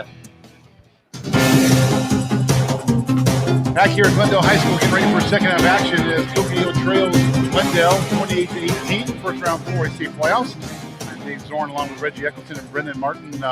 Normally on the sidelines, but we're hanging up here because our sideline Mike doesn't like Phoenix, and I don't blame him. You know, I lived down here for so long, and I'm happy to be in Flagstaff at this point. But it's a beautiful night for football, and when you can get a night like this down here, it's awesome. So, I'm not hot tonight down here at Glendale as far as temperature-wise, and it's a beautiful night and a lot of great football around the city and around the state tonight as playoff action heats up around the state of Arizona. Well, you notice I had to put my long sleeve on again. Man. I left mine in the car. I'm like, chilly. Temperature's dropping. It's still beautiful, but it's a little bit chillier now. It's funny. I was talking with Eric Newman from the Daily Sun. He rode down with us today, and we were talking about how coaches try to psych out the other coaches. I remember my old coach, Coach Morgan up in St. John's. It'd be 15, 20 degrees, during a playoff year, and it'd be snowing, and he'd still be wearing shorts, and polo, short sleeve polo shirts, just because you're trying to send a message. I'm not cold. Come on, you guys aren't cold. Yeah, okay, Coach. I don't have a problem saying I'm cold. Not now, me either. Absolutely. So Coconino's going to get the kickoff as Cardinals Glendale took the ball in the first half and back to receive. It's going to be a couple guys that backup running backs for Coconino. Griffin Benedict is back there, and I believe number 25 is back there too. It's Samuel Watson, somewhere around there. But Glendale's been kicking it short, so I actually have no idea who's going to get the reception here, because it seems like both teams have been kind of pooch kicking it, and rightfully so. I mean, Glendale's got a lot of speed in the kickoff as far as return men, and we've seen some good returns out of Coconino's deep men as well. So here we go. Start of the second half, third quarter here. It's a line drive kick as Benedict takes it at the 10-yard line, crosses the 20, comes on the near side, crosses the 30 with speed, and he's brought down across the 30, down about the 34. And I believe I think he got taken down from the horse collar there, but not to see the call here. It looked like he went down kind of funny, but then again, I'm kind of blocked here, so that's going to be my guess. No, it's coming back to Coconino. Never mind. I thought maybe it was a horse collar tackle, but it wasn't. It was a block in the back. So that's where Coconino is going to start first and 10, deep in their own territory. Yeah, the back judge threw it way before the tackle was made. He threw it right at that blocking point. Again, 28-18, Glendale over Coconino as we start the second half. Coconino has the ball. I'd love to see him score here on this opening drive to tighten the vice a little bit on the four-seeded Cardinals. Enoch Watson, a quarterback. Ortiz crosses over the line there. Snap, give quick to Cooper French. Crosses the 25 down across the 30, down about the 32-yard line. And that'll be enough for a Coconino first down, first and 10. At the Coconino 32, I believe. It's going to be a first down. They haven't moved the change yet. Oh, there we go. Okay. So first and 10 to 31. Good way to start the drive. Nice first down on the first run. They can do that, take it down the field and get a quick score. And then again, like we talked about, get within two or 3 points and then hold Glendale defensively.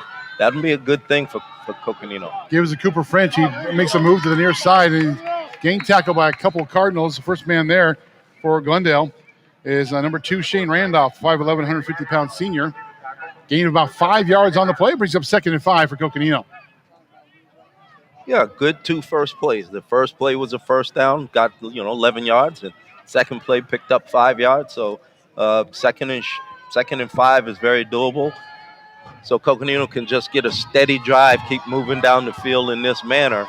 Again, that keeps that Glendale offense off the field and might bode well for a score for Coconino. Ortiz in motion. Here's a snap to Watson. Give to Cooper French. Tucks it in, comes around the near side. Gets across the first down, got more across midfield. And down into about the 49-yard line, 48-yard line of Glendale. Again, 1st and 10 Coconino as they're moving the ball here on this opening drive of the second half. Well, again, offensively, we know they can move the ball. They've scored some points already, so not so worried about that. It's the defense. We'll see once they give the ball back to Glendale, whether Coach Sweats and the coaching staff has been able to really make those adjustments in order to stop that Glendale offense. Here's the snap. Gives a Cooper French again.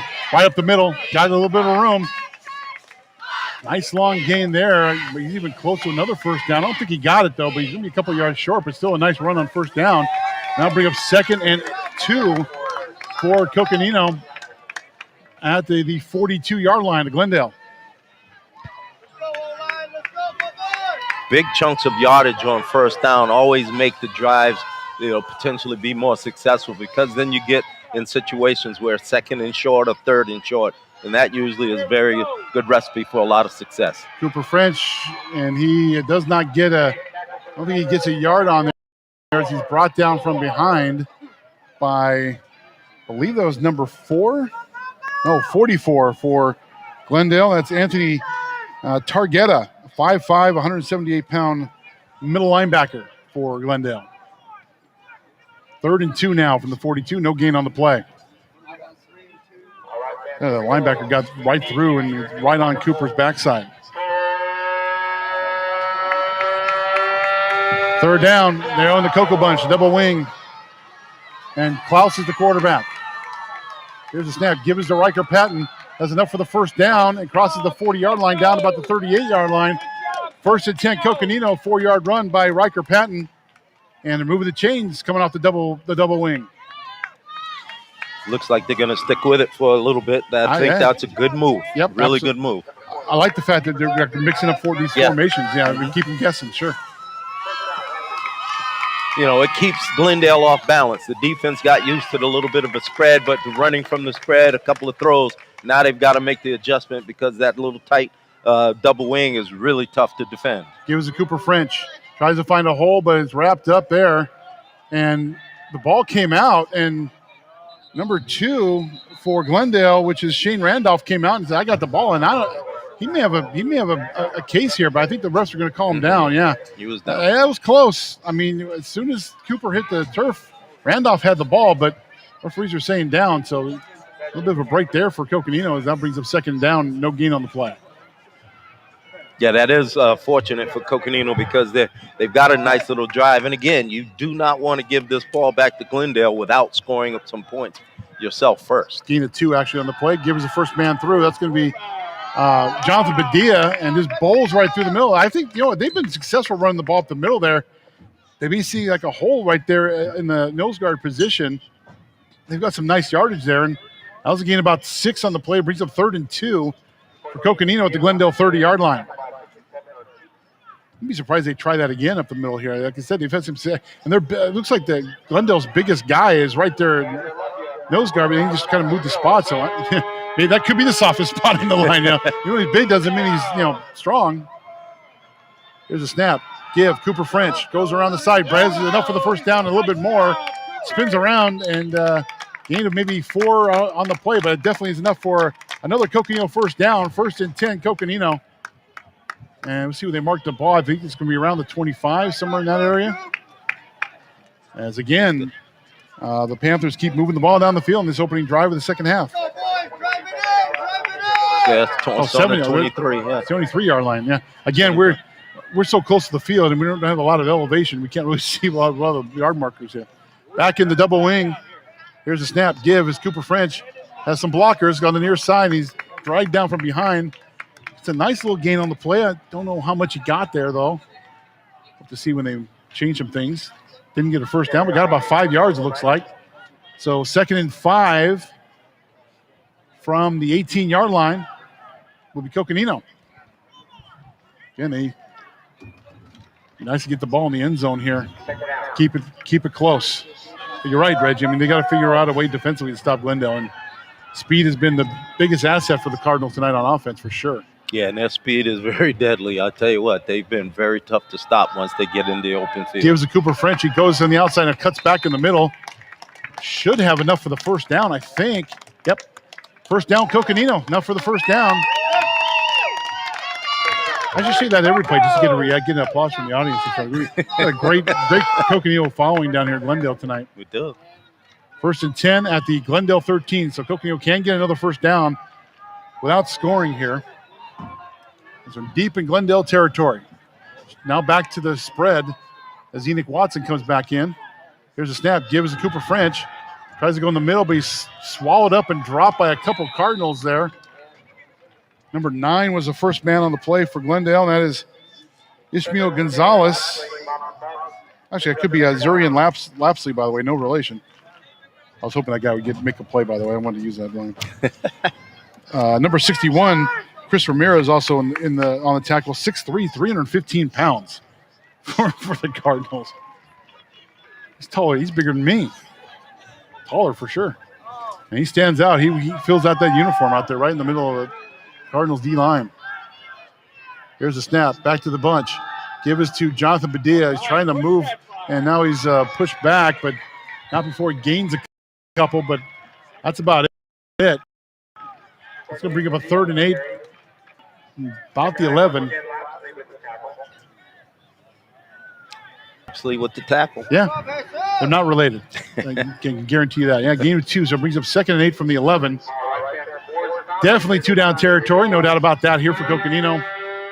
As Glendale, a nice couple downs here defensively, but they're back to the double wing Cocoa Bunch formation. Here's a snap, and it's a give to Riker Patton, and he's swallowed up and thrown down by 4 or 5 Cardinals there. And Glendale was ready for that one for sure.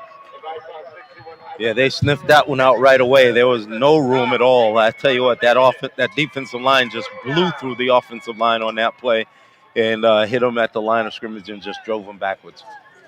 So 4th down here. Let's see where they mark it. I think they gave him no gain on the play there. So 4th and 8 at the Glendale 11. Big play here for the Coconino offense. Enoch Watson, the shotgun. 2 wideouts to the left. Ortiz in motion to strong side, left side. Enoch back to pass, looks, fires into the end zone. Oh, it's batted up in the air and incomplete, intended for Gabe Collado. Cooper French is saying, my goodness. I don't know if they're thinking maybe there was pass interference there, but. That was close. I thought they might have. Yeah. Seeing a replay actually delayed on the broadcast on my laptop. It was, close. Bang. It was I think bang. You got to credit with a pretty good defense right there, I think. Yeah, it was a bang. Could have gone either way. Yep. I'm good with the no call. Yeah, I'm good with it too, I think. Yeah. But, man, it was a nice drive there by Coconino, only to stall out the 11. Now defense has to stand up here and has to stop Glendale's offense. Yeah, this is where they have to stop them now. They really needed to get the points, bring it a little closer, give them a little more confidence, but they do have them backed up deep into their own territory. If they can get a big stop or a turnover, that would be big for Coconino. And there's a job by Big X. Xavier, the first man in there to slow down Keon Walker. Very little gain, if anything, is, again, Big X there with the club hand and all to make the initial hit, and he just kind of held on to the legs and brought Keon down. But, what's funny is it didn't look like it was much, but we're crediting him a 5-yard gain there. So I didn't really think it was much of a gain, but I guess I was wrong. He just kept pushing, driving in the pile a little bit. He's strong. Here's the snap to Owens. And again, wrapped up in the backfield. Jacob Klaus there on the initial hit for the drop. And that'll bring up 3rd down, no gain. Actually, loss of 1 on the play, brings up 3rd and 6. So big 3rd down. Big third down here for Coconino, absolutely. Been a fast-moving third quarter. We're already at 2:40 to go here in the quarter. Well, Coconino had the ball and they drove it a long way and kept, a nice sustained drive. That's what they needed to do. They just needed to capitalize and get points. Owens complete pass on the tight end on the near side. He's tackled out of bounds by number 8, Riker Patton. First down. And enough for the first down. That's the big tight end for Glendale. Number 11, Logan Smith, 6'3", 205 senior. So the little flare pass out to the open tight end, and Logan got enough for the first down there for Glendale. Yeah, it was a good play call by Glendale coaching staff. And Owens hit the right receiver, hit him up while he was on the run, so it was a pretty easy pickup for him to get that 6 yards in the first down. Snap to Owens. Give is to Walker. He's hit. Still keeps moving. It takes basically most of Coconino's defense to bring him down. There on the hit for Coconino. Bridger French was in there and a host of other Panthers to make the stop. Now bring up second down, but not before there was a gain of about 8 on the play. Big series for this Coconino defense. They really got to make stops here, try to get the ball back quickly and get a touchdown. If they would be possible for them to get it before the end of the quarter, that would be good. But with only a minute and 45 left, that's going to be a tough call. So they just need to stop Glendale, get the ball back so that they can. Keeper from Owens, and he's broken loose across the midfield. Breaks away from the defense. 30, 25, 20, 15, 10, 5. Touchdown, Glendale. Zach Owens, 69 yards for the touchdown. And Mike Lapsley's yelling at the officials like they must have missed something along the way. As far as a call, perhaps. Not happy there, but nonetheless, Zach Owens with the keeper on the handoff goes right to the line and 69 yards for the touchdown. Well, you see that running ability of Zach Owens. That's why he's rushed for over 1,000 yards this year as well. Yep, absolutely. He and Walker both, so they're a very tough duo. Snap, here's the kick. It's up. It's good. 1:27 to go. Glendale scores 35-18 over Coconino on the Highland Floor Coverings High School Sports Network.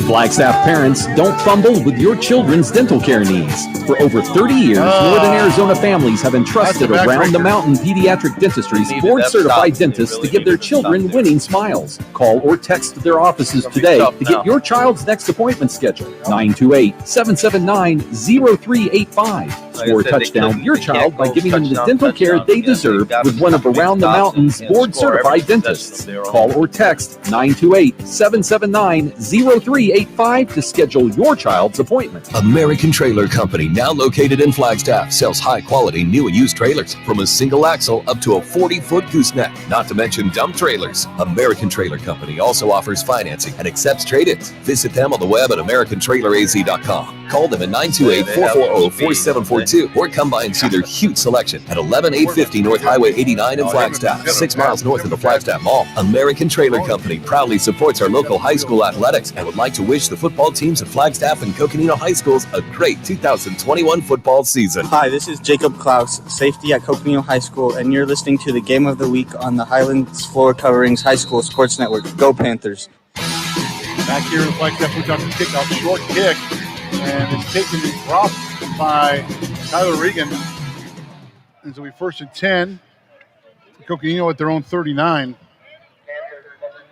Trying to get you a few score updates here, and Buckeyes making a comeback in that game against St. Mary's. St. Mary's up 28-25 in the fourth quarter. Really started the fourth quarter, I think, in that game. So tight game there over in Buckeye. Not too entirely far from here. 10 to 15 miles away, I guess. And we're a minute 27 to go in the third here with Glendale leading 35-18 over Coconino. There's a snap. Give is to the first man. That's going to be, I believe that's Cooper French. Gain of a couple yards on that play. Bring up second down. Yep, Cooper with the run there.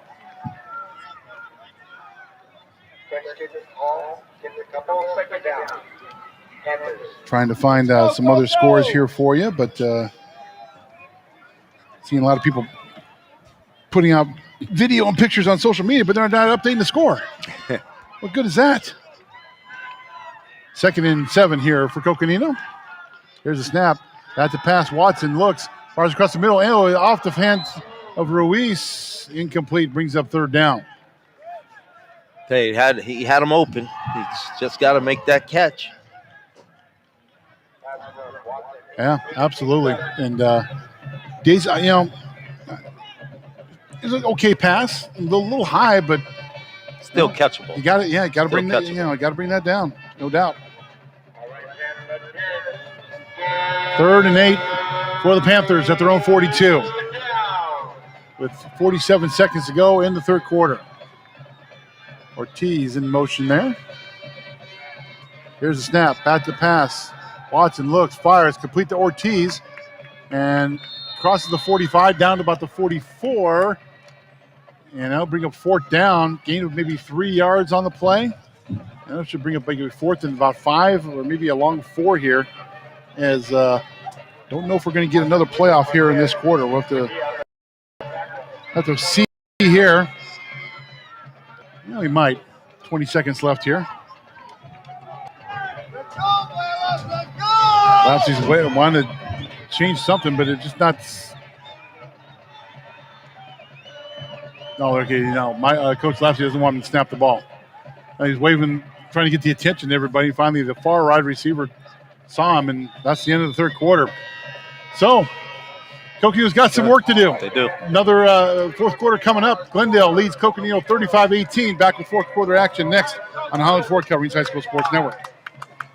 Here at the Light Company, we believe community is everything. Helping one another, supporting great causes, and Hey, being Dave. a part of helping Flagstaff. I just want to double check that we're still on schedule because I had to eject some things in the very beginning of the game. We are honored to We support only some have of the one more local commercial kids break in our left. community correct? by sponsoring both Flagstaff High School and Coconino High School's athletics. As a sponsor of this week's game, the Light Company would like to wish both Flagstaff Eagles and Coconino Panthers good luck and a safe and successful season. Go get 'em, Flagstaff! Years, months, hours, minutes, and seconds of training, practice, prep, and drills come down to game time, and here we are. Hi, this is Mark Harris, owner of Flagstaff Chevrolet on Route 66. I'll On behalf of try the my entire best. I team think of Chris Flagstaff showed me how to do Chevrolet, that cheer on months our ago, so Flagstaff let me Eagles mess and around for Coconino a second and Panthers. try to figure it Best of out. luck for an unforgettable season. If you're looking for a great vehicle to safely get your students back and forth to school, or maybe one that's big enough to carry the team and equipment, to come see our awesome team at Flagstaff Chevrolet. Visit flagstaffchevrolet.com. Chevrolet, find new roads. Hi, this is Andy Reese, quarterback at Coconino High School, and you're listening to the Game of the Week on the Highlands Floor Covering High School Sports Network. Go Panthers. Back here, 4th and 3, start of the fourth quarter for Coconino at their own 46. Unique Watson checking the play here, and play clock starts. And here we go. Ortiz is in motion there. Now strong side on the near side. Snap. Watson is going to take the run. He's going to have enough for the first down and a little bit more. Crosses midfield, across the 45, down to the 44 of Glendale. First down, Coconino. That was a nice little quarterback draw. He saw that little opening. They sent the guys in motion, sent them out on the pass. Everyone's been used to him throwing that ball. Made a nice little drop step, and then took it up the middle. Good call on that fourth down. Score from the 5A playoffs into 3. Horizon leads Cactus Shadows 42-0 in the first round. Cactus Shadows, the number 16 seed in the 5A playoffs. Horizon, the number 1 seed. There's a snap, back to pass. Watson looks, guns it to the near side, complete. And can't see it was complete too because it was number 15 for the Coconino Panthers. And that is Dylan Saganisto, 5'11", 151-pound wide receiver. Little used receiver for Coconino, but gets a, I guess he called it incomplete. I thought maybe he caught it, but did he? Or was there a flag? Flag. Is there a flag on the play? Well, it was a catch. It was caught right. The flag's down right at the catch. I haven't seen it's on Coconino, but I haven't seen the call on this. But they're back in Coconino up about 10 yards from the spot. Actually, more than that. It's 15 yards. So maybe we had a personal foul of some sort.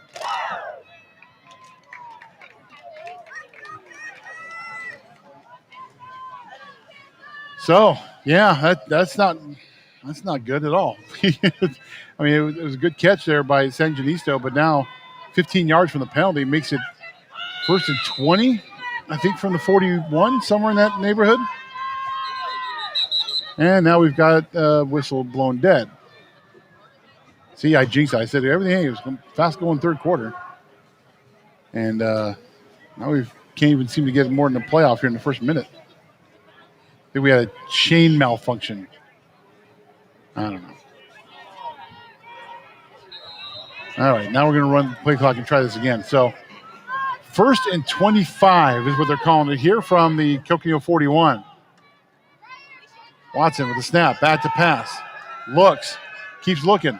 He doesn't throw it away, but now he's going to keep it. I thought he was going to go down, but he gets back, actually gains a couple yards. He's kicked out of bounds. No flag there. Coconino sideline wants the flag, but they're not going to throw it. It's a little late after as he gets out of bounds, but they're not going to get a break there on the call. So I'll bring up 2nd down, gain of about probably, I'm going to say 5 or 6 maybe on the play. Yeah, he made a nice move when the defender was on him, so he pulled that ball down and spun away and was able to pick up a couple of yards, get to the outside, got to the sideline.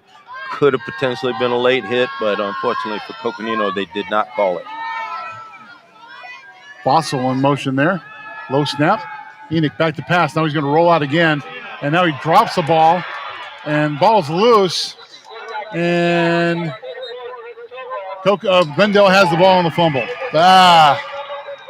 That's tough. Glendale brought the house there, spun Enoch around, and during the spin, Enoch puts the ball on the ground, and Glendale recovers it. Yeah, being right-handed and on the left side, that ball was on the inside, and so the guys were able to just kind of knock it out his hand as he was trying to scramble. What he's got to remember to do, although he wants to throw the ball downfield, he's got to tuck that ball away when he's got pressure like that, because leaving it dangled out makes it easy for them to knock it out. So here comes Zach Owens and the Glendale offense. Owens back to pass. Looks. There's a flag on the play, but fires. He's got a man open, and it's caught down about the 5-yard line, and that's where he's tackled. Andy Ruiz on the coverage, number 15 for Glendale. Kenny Moten, a 6'5", 190-pound junior wide receiver for Glendale with the catch, but flag's going to be on Glendale. It's going to be coming back on the hold. And another athletic, tall receiver for Glendale. It's just 6'5", 190. That's almost the size that Emmanuel Butler, former NEU wide receiver, was in high school. About that same size. Looks a lot like him, too. Now, I'm impressed with this Glendale team. You got size up front. They got all the athletes, good quarterback, and Keon Walker, quick running back. And they can give some fits.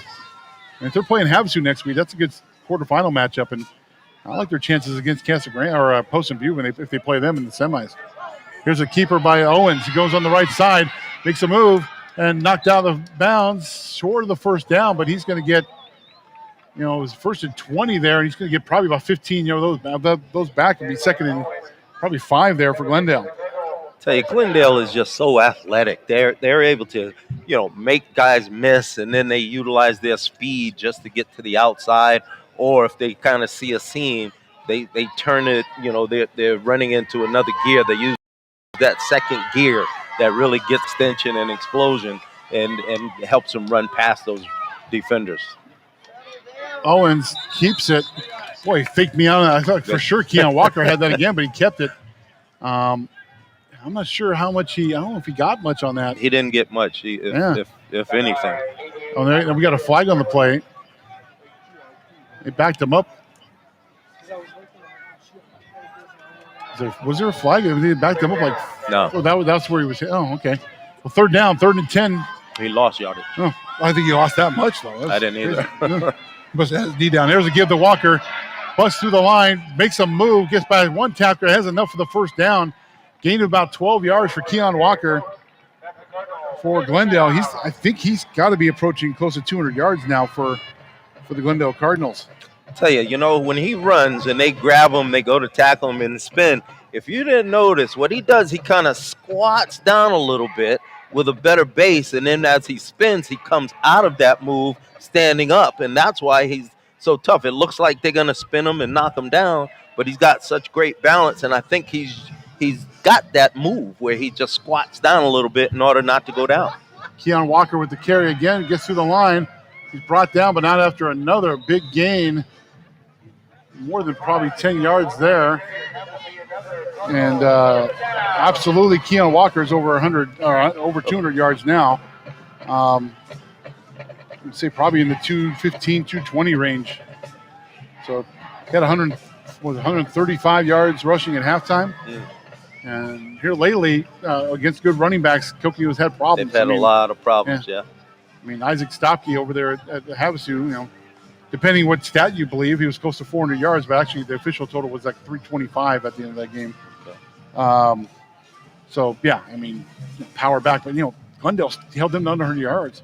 Here's a keeper from Owens and gets about another yard or so. It was 1st and 10 at the 11, so second down for sure, but probably going to be 2nd and 8 or 9 or so here.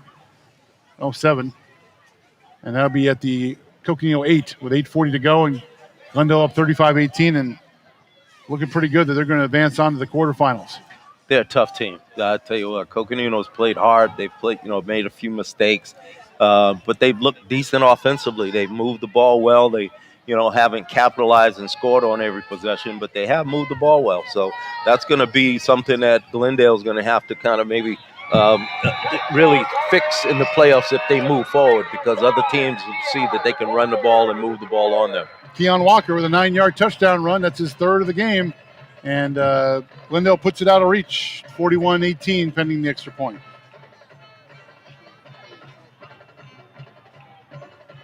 Tell you, Glendale's a talented offense.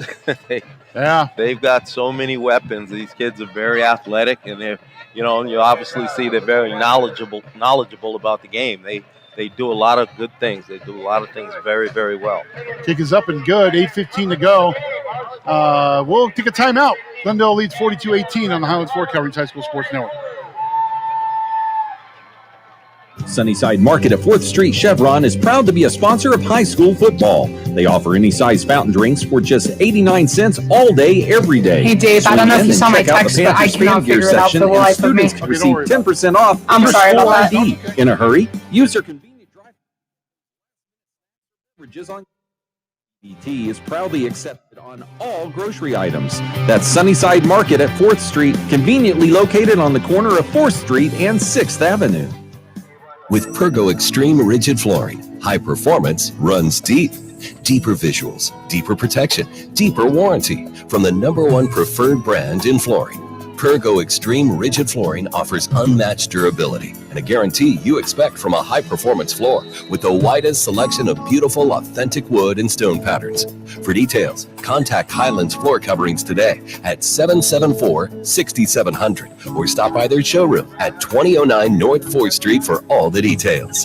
Hi, this is Tyson Fowles, the fullback at Coconino High School, and you're listening to the Game of the Week on the Highlands Floor Coverings High School Sports Network. Go Panthers! Back here at Glendale High School, first round of the 4A state playoffs. Flagstaff puts out the kickoff in the back of the end zone, 1st and 10 for Coconino. We do have a score update. We can tell you Lee Williams leads Apache Junction. I should remember the score. You scroll down and found it, and now I forgot the score. 34-26 halfway through the third quarter as Lee Williams looking to upset the Apache Junction Prospectors tonight in the first round. There's a snap. We got a flag on the back, and he's going to stop play. The back judge threw the flag on this one. See what the penalty is with 8:12 to go. Again, and after tonight, the next time you'll hear or see us, at least me, it'll be November 30th at Coconino as we start our basketball coverage as the Coconino Panthers will take on the Tempe Buffaloes. We'll have a few games before Christmas, and then after Christmas, we ramp it up. June's going to be busy basketball month as we get ready for the 4A state playoffs and the hoops in February. Quick season. There's only a couple months, but we'll get the playoffs running in February, and then those of us here in the broadcast side can take a deep breath for 6 months, and we try to perfect this the video part of this a little bit better. That's something we're definitely invested in. We just wanted to put it on the screen, and we're gonna perfect it as we go along. It's pretty good now, but we're gonna make it better. we've already been reached out by the AIA to possibly join the NFHS network, but we'll look into that. But we're not gonna bail if it doesn't make any sense. Right. We definitely want everybody to come along for the ride for sure. So 1st and 5 for Coconino. The penalty was on Glendale. Swing out to Gabe Collado. He's got enough for the first down and more as he puts his head down and barrels across close to the 40-yard line. Good, actually about the 35, maybe 37-yard line. Definitely enough for a first down. 1st and 10 Coconino at their own 37 or so. Yeah, Coconino is going to have to really strike fast. They're going to have to throw the ball a little bit. So throws like that will be good because you pick up 10, 15 yards. And you can move the ball down, but they're definitely going to have to do a little bit more throwing soon. Here's a give the first man through. Another good run there. Cooper French gained about 12 yards for a first down. If you're moving the chains here, not giving up, even though the game is well in hand here for Glendale. But they keep plowing, keep driving. 1st and 10 from the Coconino 47. Enoch Watson, bat to pass. Looks across the middle, complete to Gabe Collado, the 40, 35 down across the 30, close to the 25-yard line. Complete for a big gain there. Enoch Watson to Gabe Collado. 1st and 10, Coconino at the Glendale 25. That's been a big play all night. They've had it a number of times. They started out the game, that first series, and they missed it. Enoch missed them, and then he hit them a couple of times. So that's been a very successful play call tonight. Here's a snap, gives to Cooper French, goes on the far side, turns the corner across the 20, takes a hit, but out about the 18-yard line. Gain about 8 on the play, and I'll bring up 2nd and 2. Score up to 8 from the 4A playoffs. St. Mary's now leads Buckeye 34-25 with 4 minutes to go in the game. Game playing out at Buckeye. That would be a seat-up for sure. St. Mary's good time, but we can get a playoff win. That definitely helps them. Here's the snap, gives to Cooper French, tries to find a hole, tries to cut across, and he's leveled there and dropped by number 14. Now it's Jordan Clifton for Glendale, but enough for a Panther first down. Well, good drive. They're moving the ball. Like I said, offensively, they've done well. They move the ball, they run the ball well, they're throwing some passes, mixing it up a little bit.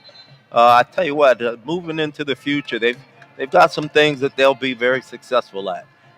Timeout, and we'll keep it right here with 6:33 to go.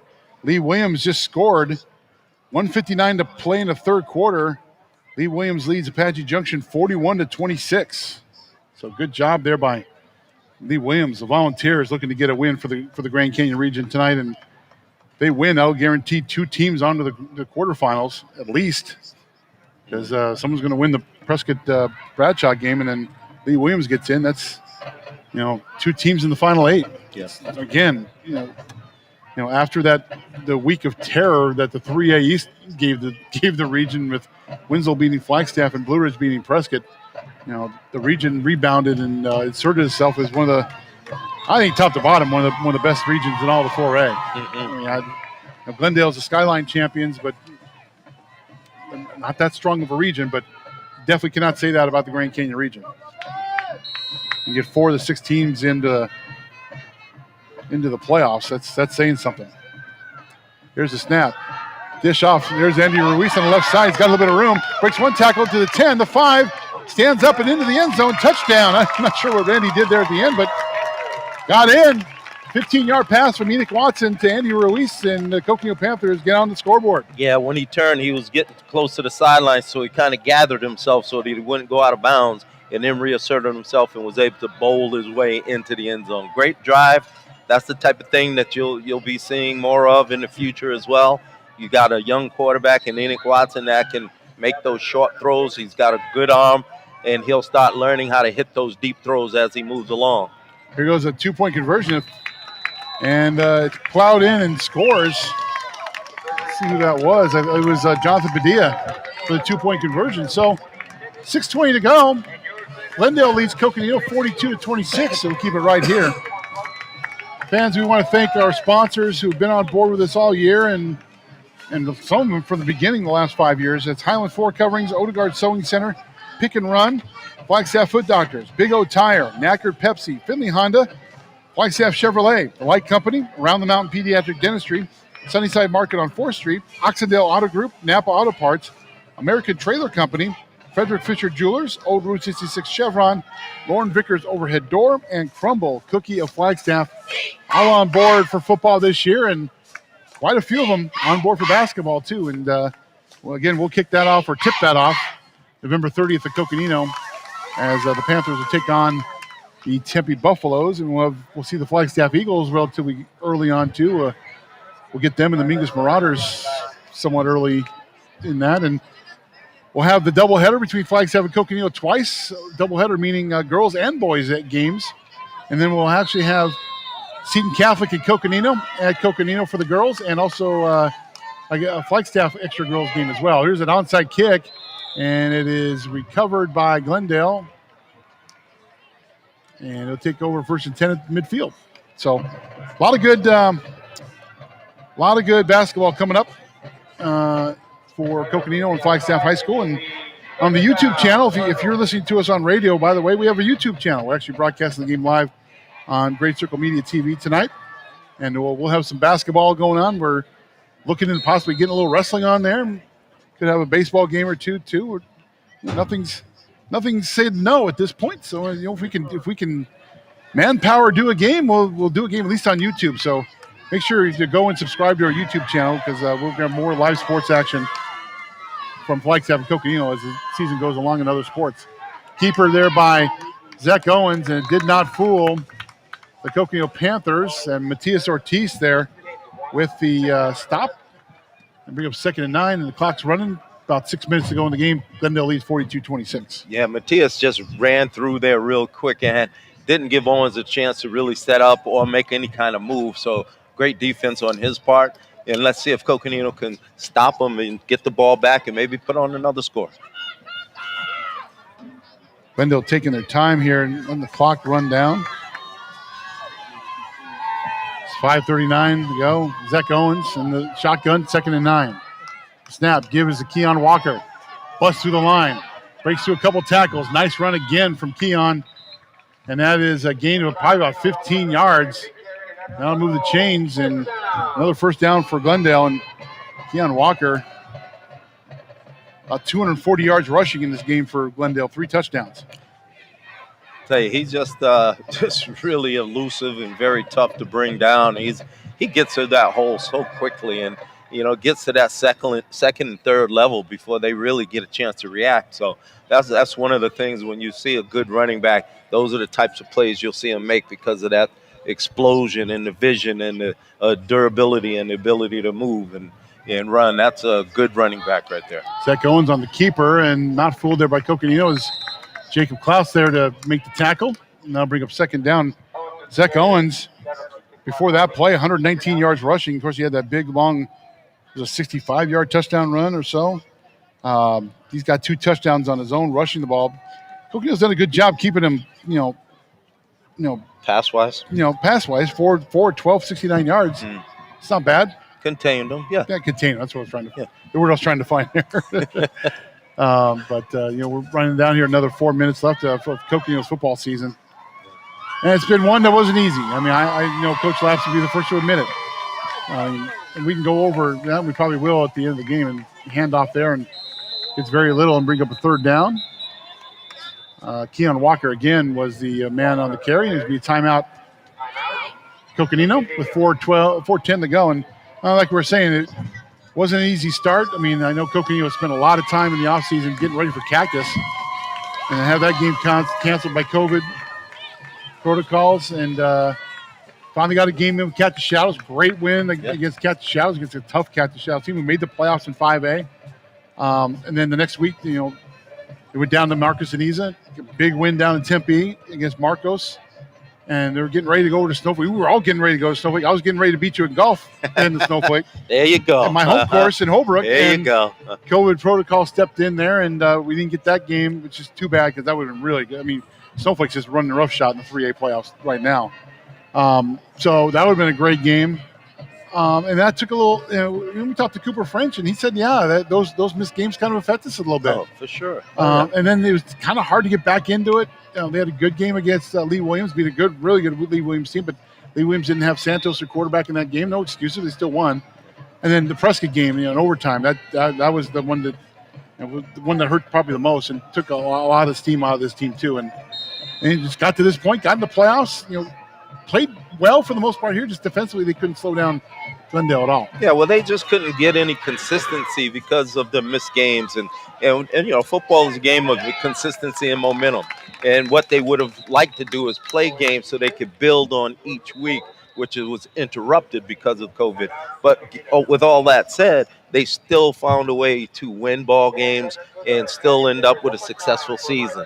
And so right now, especially, coaches are looking for guys that are just still wanting to play hard, because they're going to have some real good teams in the next couple of years. You got a good feeder system coming in. Mm-hmm. Plus, you've got some young talent. You got a young quarterback in Enoch Watson who's got 2 more years after this, and he's just going to get better. And that's going to help diversify the offense. The defense is going to be solid. I'm telling you, Coconino is going to be fine for the next few years. I know. Bubba and I went and talked to Coach Lapsey this week, and what's the thing if you had that magic wand, you can change it.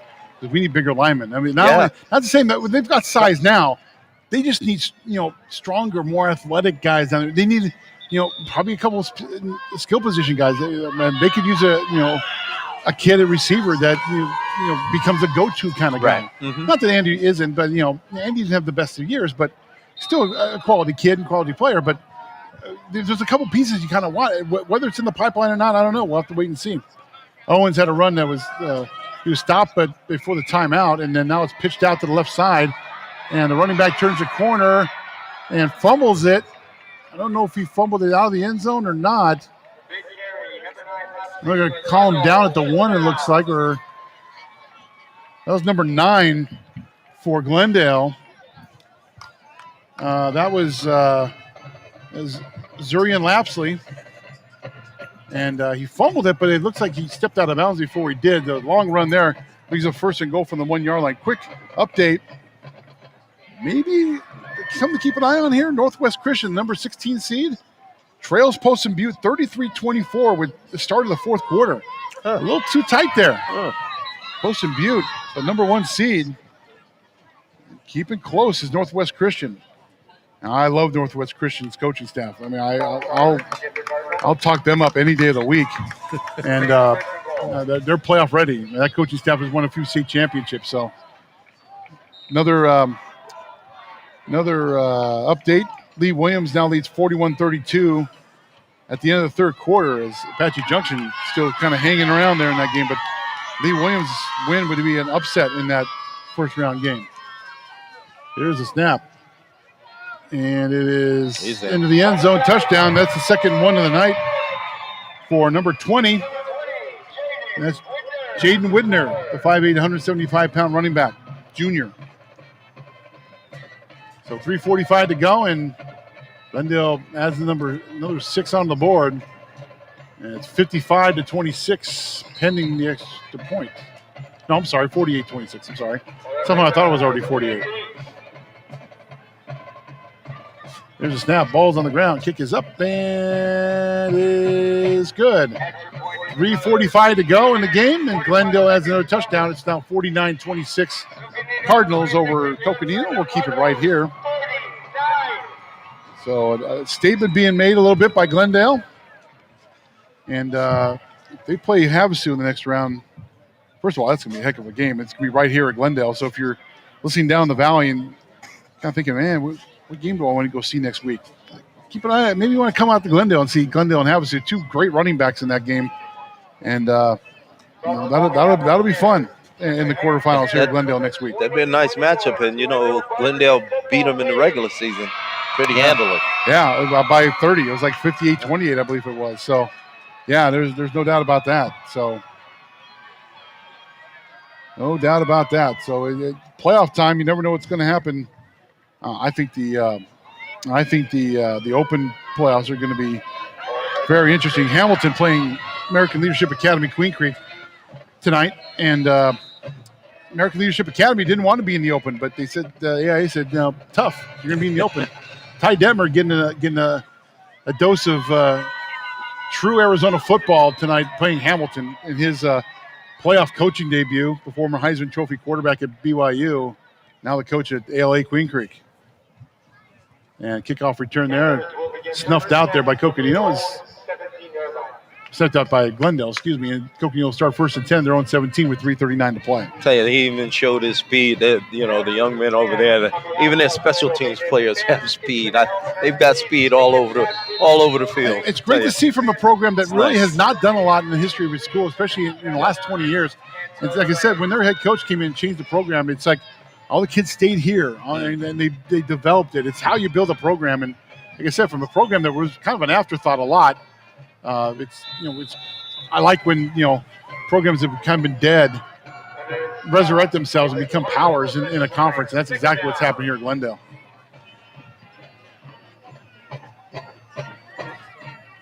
I remember, we were talking on the way down at, I was a kid over here living in the West Valley before we moved, and Maryvale was a power program in the West Side. I mean, Hall of Famers in the NFL played at Maryvale. Felipe Sparks had a long, time in the NFL with the Giants. He's a Maryvale grad. There's a give. Oh no, it's going to be Enoch on the keeper. Complete to Collado on the near side of the field. Looks like he's got enough for a first down. Darren Woodson, Maryvale Panther, former Cowboy defensive back and Arizona State defensive back, by the way. Flag on the play, and it looks like we're going to have a hold, I think, against Coconino. It's going to be coming back. So, yeah, over on this side of town, Maryvale was the program back in, 70s and 80s. And, St. Mary's was good when Brophy first started up. The St. Mary's Brophy games were legendary on this side of town. And there's a lot of good football in the West Valley at the time. And Glendale was around during that time. It's never thought of them as, as anything. So. Well, they're starting to make a little noise now, and if they, can keep putting seasons together like these last couple that they have in a row, get into the playoffs. If they can start making some noise in the playoffs, that's going to even draw more players that are in the school to come out for the program. Yeah. And that's how you build success. That's the type of thing that Coconino, now that they're getting into the playoffs, that might help draw more players out, knowing that they're going to be able to have a lot of success on the football field. Pass complete to Matias Ortiz. Down to about the 25-yard line. Close to a first down. Maybe short, maybe 3rd and 2 here with 2:20 to go in the season. Glendale so far, 537 yards of total offense, 468 on the ground. Wow. Yeah. Coconino, before that play, 354 yards total offense. Not a bad night. Enoch Watson about to pass, complete on the near side. Nope, actually incomplete. Wow. And that was Dylan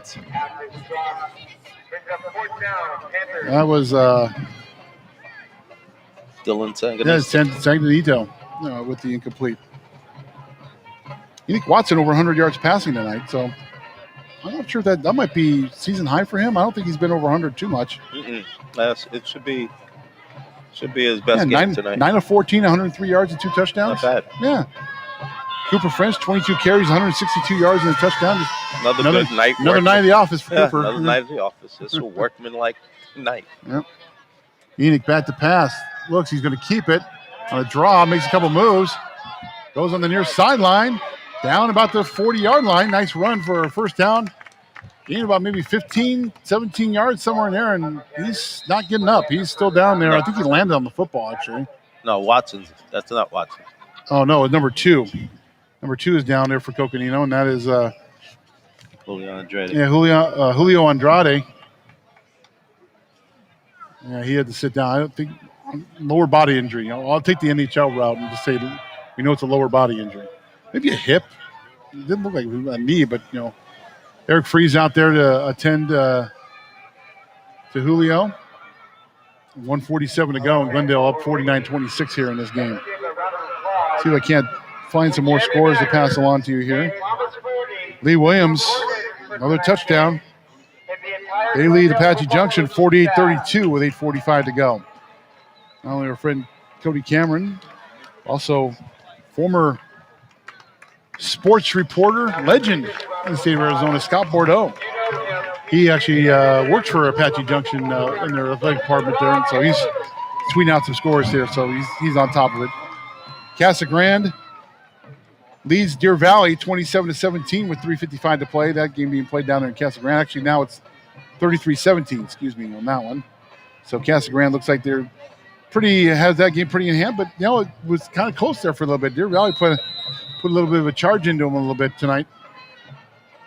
I think we're going to see a lot of upsets in the playoffs, especially 5A, 6A through 4A. Watson back to pass, fires across the middle, complete at the 45-yard line. Collado down to about the 43, first down. No, excuse me, it wasn't Collado. It was actually number 25 for Coconino, and that is Lewanson, yeah. Sam Lewanson. Yeah, good for him. That's a sophomore, 5'9", 149. But now you're seeing the actual strength of Enoch's arm, as well as a little bit his accuracy is starting to come around. When he gets comfortable, that's when you're going to start really seeing how talented he really is as a quarterback. And he's showing some of that right now. Yeah, some completions. This is all building for next year. Again, pass to from Enoch Watson to number 15, Dylan Santanito, and now we've got a flag, and that's going to be, I think it's going to be another 15 on Glendale. This is kind of the mantra a little bit with Glendale coming in. They're kind of susceptible to the 15-yard penalties. Yeah. We've been told. Done a good job of it tonight. I don't think this might be the first one they've been flagged on, but toward the end of the game, it's not going to hurt them much. But again, you don't want to see that out of your program. But that's it's another gain on top of a gain for Coconino. And 1:08 to play. Coconino gets a touchdown here. I mean, they're not going to win the game at this point, but but you're working on some things. And again, sure. You're working on some things that you're going to want to be doing in the future. They're going to be a better, well-rounded football team offensively in the coming years because they are going to have that ability to throw the ball when they need to, as well as incorporate it with that big running attack that they will continue to do. Enoch back to pass, dips a couple on rushers, makes a couple moves, takes it and runs, and down inside the 10-yard line, down about the 9. And about 3 yards from the first down, I think, somewhere there, but we're under a minute to play. Coconino wants to score. They're going to they still got one timeout, by the way. They're letting the clock run out. I don't know if I think they now realize that they're down to under a minute here. 25 seconds to play. Coconino may have one final play here. Down under 20 seconds. Snap. Watson, back to pass, throws in the middle. Incomplete. They'll get another play. Pass intended for Lewanson down there 13 seconds ago. 3rd and 2. Actually, now going to be 3rd and 2 now, but that's not going to any difference whatsoever. They want to put another touchdown on the board. They can have another maybe play or two here. I like this from Coke. We talked to Coach last week before the game. You leave it on the field, see what happens, and they have not given up in this game. There's no doubt about that. Back to pass, Watson, and he's sacked. Goes down. That's going to be the end of the game right there. That'll do it, unless Coconino stops it, and they do. 5 seconds left. Now we'll do it one more time.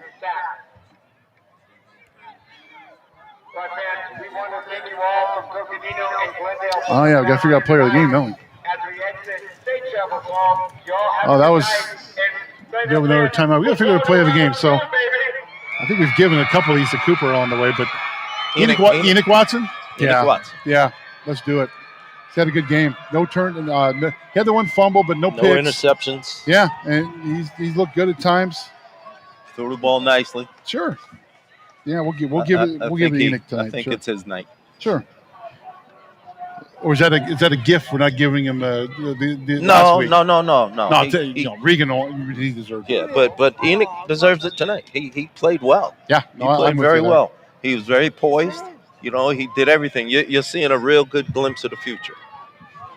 Oh, they're getting one. I see what they're doing. They're getting a young man in there that hasn't played. So Enoch just took him over, lined him up, told him what to do. Oh, over on the right side. Yeah, I hear you. That's nice. Oh, he's a special needs kid. That's okay. Cool. Passes it over to Jonathan Jaramillo, and he's knocked down, and that's the ball game. Cooper French. Was that Cooper French? Yeah. Oh, I saw Jonathan out there. Yeah. Oh, that was awesome, though, to get him in the game. That was great. Yeah, I'll got to give that kid's name. It was number 32, Christian Condi. Was that was No, his name, 35. Oh, 35. White Glendale Rock. White Rock, 5'10", 170-pound Nice. fullback. He gets into the last game as a senior. So, yeah, cool. That's it. That's the final. The Glendale Cardinals advance to the quarterfinals of the 4A playoffs with a 49-26 win over Coconino. And we'll talk with Coach Lapsley coming up next, as we'll have the Crumble Cookie of Flagstaff postgame show next on the Highlands 4 Coverings High School Sports Network. 1, 2, 3. This has been the game of the week on the Highlands 4 Coverings You're High in for School a treat, Football Dave. I figured Network. out your commercial break Tonight's here. game was brought to you by coming Highlands up, 4 Coverings, right after this Big O little Tires, outro. Flagstaff Chevrolet, Sunnyside Market on 4th Street, Yeah, I got you. I got the Around Pick the and Run Mountain and Pediatric Odegaard's. Dentistry, Finley Honda, Napa I'm a Auto genius. Parts, I'm a child American genius. Trailer Company, The Light Company, Frederick Fisher Jewelers, Oxendale Auto Group, and Knackered Pepsi. Stay tuned for a wrap-up of the game, interviews, and more on the Crumble Cookies of Flagstaff post-game show. Next on Calf Country 93.5, AM 930, and streaming live at calflegends.com. Pick and Run convenience stores would like to wish the Flagstaff schools a successful and safe football season. Be sure and skip the Flagstaff traffic on your way out of town to Friday's big game and stop by Pick and Run, located 6 miles south of Flagstaff on Interstate 17, exit 333 in Kachina Village. They have everything you can need for that out-of-town road trip. Fill up the tank, grab your favorite snacks, ice-cold beverages, and enjoy a delicious Subway sandwich on the road. So when your team takes you out of town, think of Pick and Run, I-17, exit 333 in Kachina Village. When it comes to quilting and crafting, quality makes a huge difference. At Odegaard Sewing Center, they strive to offer quality goods and services. Odegaard's is home to 3 generations in the sewing business in Flagstaff. Come on in and they'll treat you like family. They're located at 2109 North 4th Street. They sell sewing machines and fabrics, service sewing machines, and offer classes in a wide range of interests. Odegaard's is proud to support our local high school sports and would like to wish the football teams of Flagstaff and Coconino High Schools a great season. Hello, everybody. Aaron from Napa with your daily dose of Napa know-how. With the largest parts inventory in northern Arizona, you can feel confident from fixing your car to shining up your ride that we've got you covered. And remember, with our price match guarantee, you can walk out of our stores knowing that you got the best service, the best part, and the best price possible. Napa. Family owned, locally trusted, and proud supporter of Coconino and Flagstaff High School athletics. Hi, Ryan here with Frederick Fisher Jewelers, and we would like to wish all Flagstaff High School football teams a safe and competitive season. Frederick Fisher Jewelers has been locally family-owned and operated for over 38 years. We do repairs on-site. We have the best diamond prices in town, the best selection of natural colored stone jewelry and wedding bands, and financing up to 2 years, no interest on approved credit. We have all your jewelry needs covered. Conveniently located in the Flagstaff Mall. Frederick Fisher Jewelers. Let our family be your family's jeweler. It's Big O's biggest Black Friday sale ever. Get $140 in instant savings on select Michelin tires with installation purchase. Hurry in now through December 5th. Big O Tires, the team you trust. Not valid with other offers. Disposal fees extra and up to 10% shop fee based on non-discounted regular retail price not to exceed $35 where permitted. Void where prohibited. Additional retailer offer advertised within is independent from the manufacturer's offer. Upgraded installation packages available at additional cost. See store for details. Crumble Cookies, the nation's fastest growing cookie company, is here in Flagstaff in the Aspen Place at Sawmill, offering fresh baked cookies for carryout, delivery, or curbside pickup through the Crumble app or website. Have an event or special occasion coming up? Crumble Gifting and Catering has you covered. Check out their gourmet menu with over 120 flavors rotating weekly. The team at Crumble Cookies of Flagstaff would like to wish a great season to Flagstaff and Coconino High School football squads, coaches, and families. Listen for the Crumble Cookies Sweet Play of the Week. Welcome to the Crumble Cookies of Flagstaff post-game show on the Highlands 4 Coverings High School Sports Network. The show is brought to you by Crumble Cookies of Flagstaff. Now for a wrap-up of tonight's game and interviews, let's head back to the stadium. Here's Dave Zorn and Reggie Eccleston. Back here at Glendale High School, the final score, Glendale 49, Coconino 26, as Coconino's season comes to an end here in the first round of the 4A state playoffs, and Glendale is going to advance on to the next round to either host Lake Havasu or host Canyon de Oro right here next year Friday night. in the 4A quarterfinals, and congratulations to them, their coaching staff and their players, and everybody here at Glendale High School has been awesome to deal with in almost seemingly a possible situation to try to get hooked up today. And there's a lot of manpower that went into making sure we got hooked up, and our deep appreciation for everybody here at Glendale High School for helping us out. At the end of the day, Glendale was a better team. There's no doubt about that. And yeah, when you have 527 yards of total offense, 468 yards on the ground, you're doing something right. And man, that's a good football team over on the other side of the field there. Yeah, it was. I tell you what, Glendale was everything we thought they were going to be.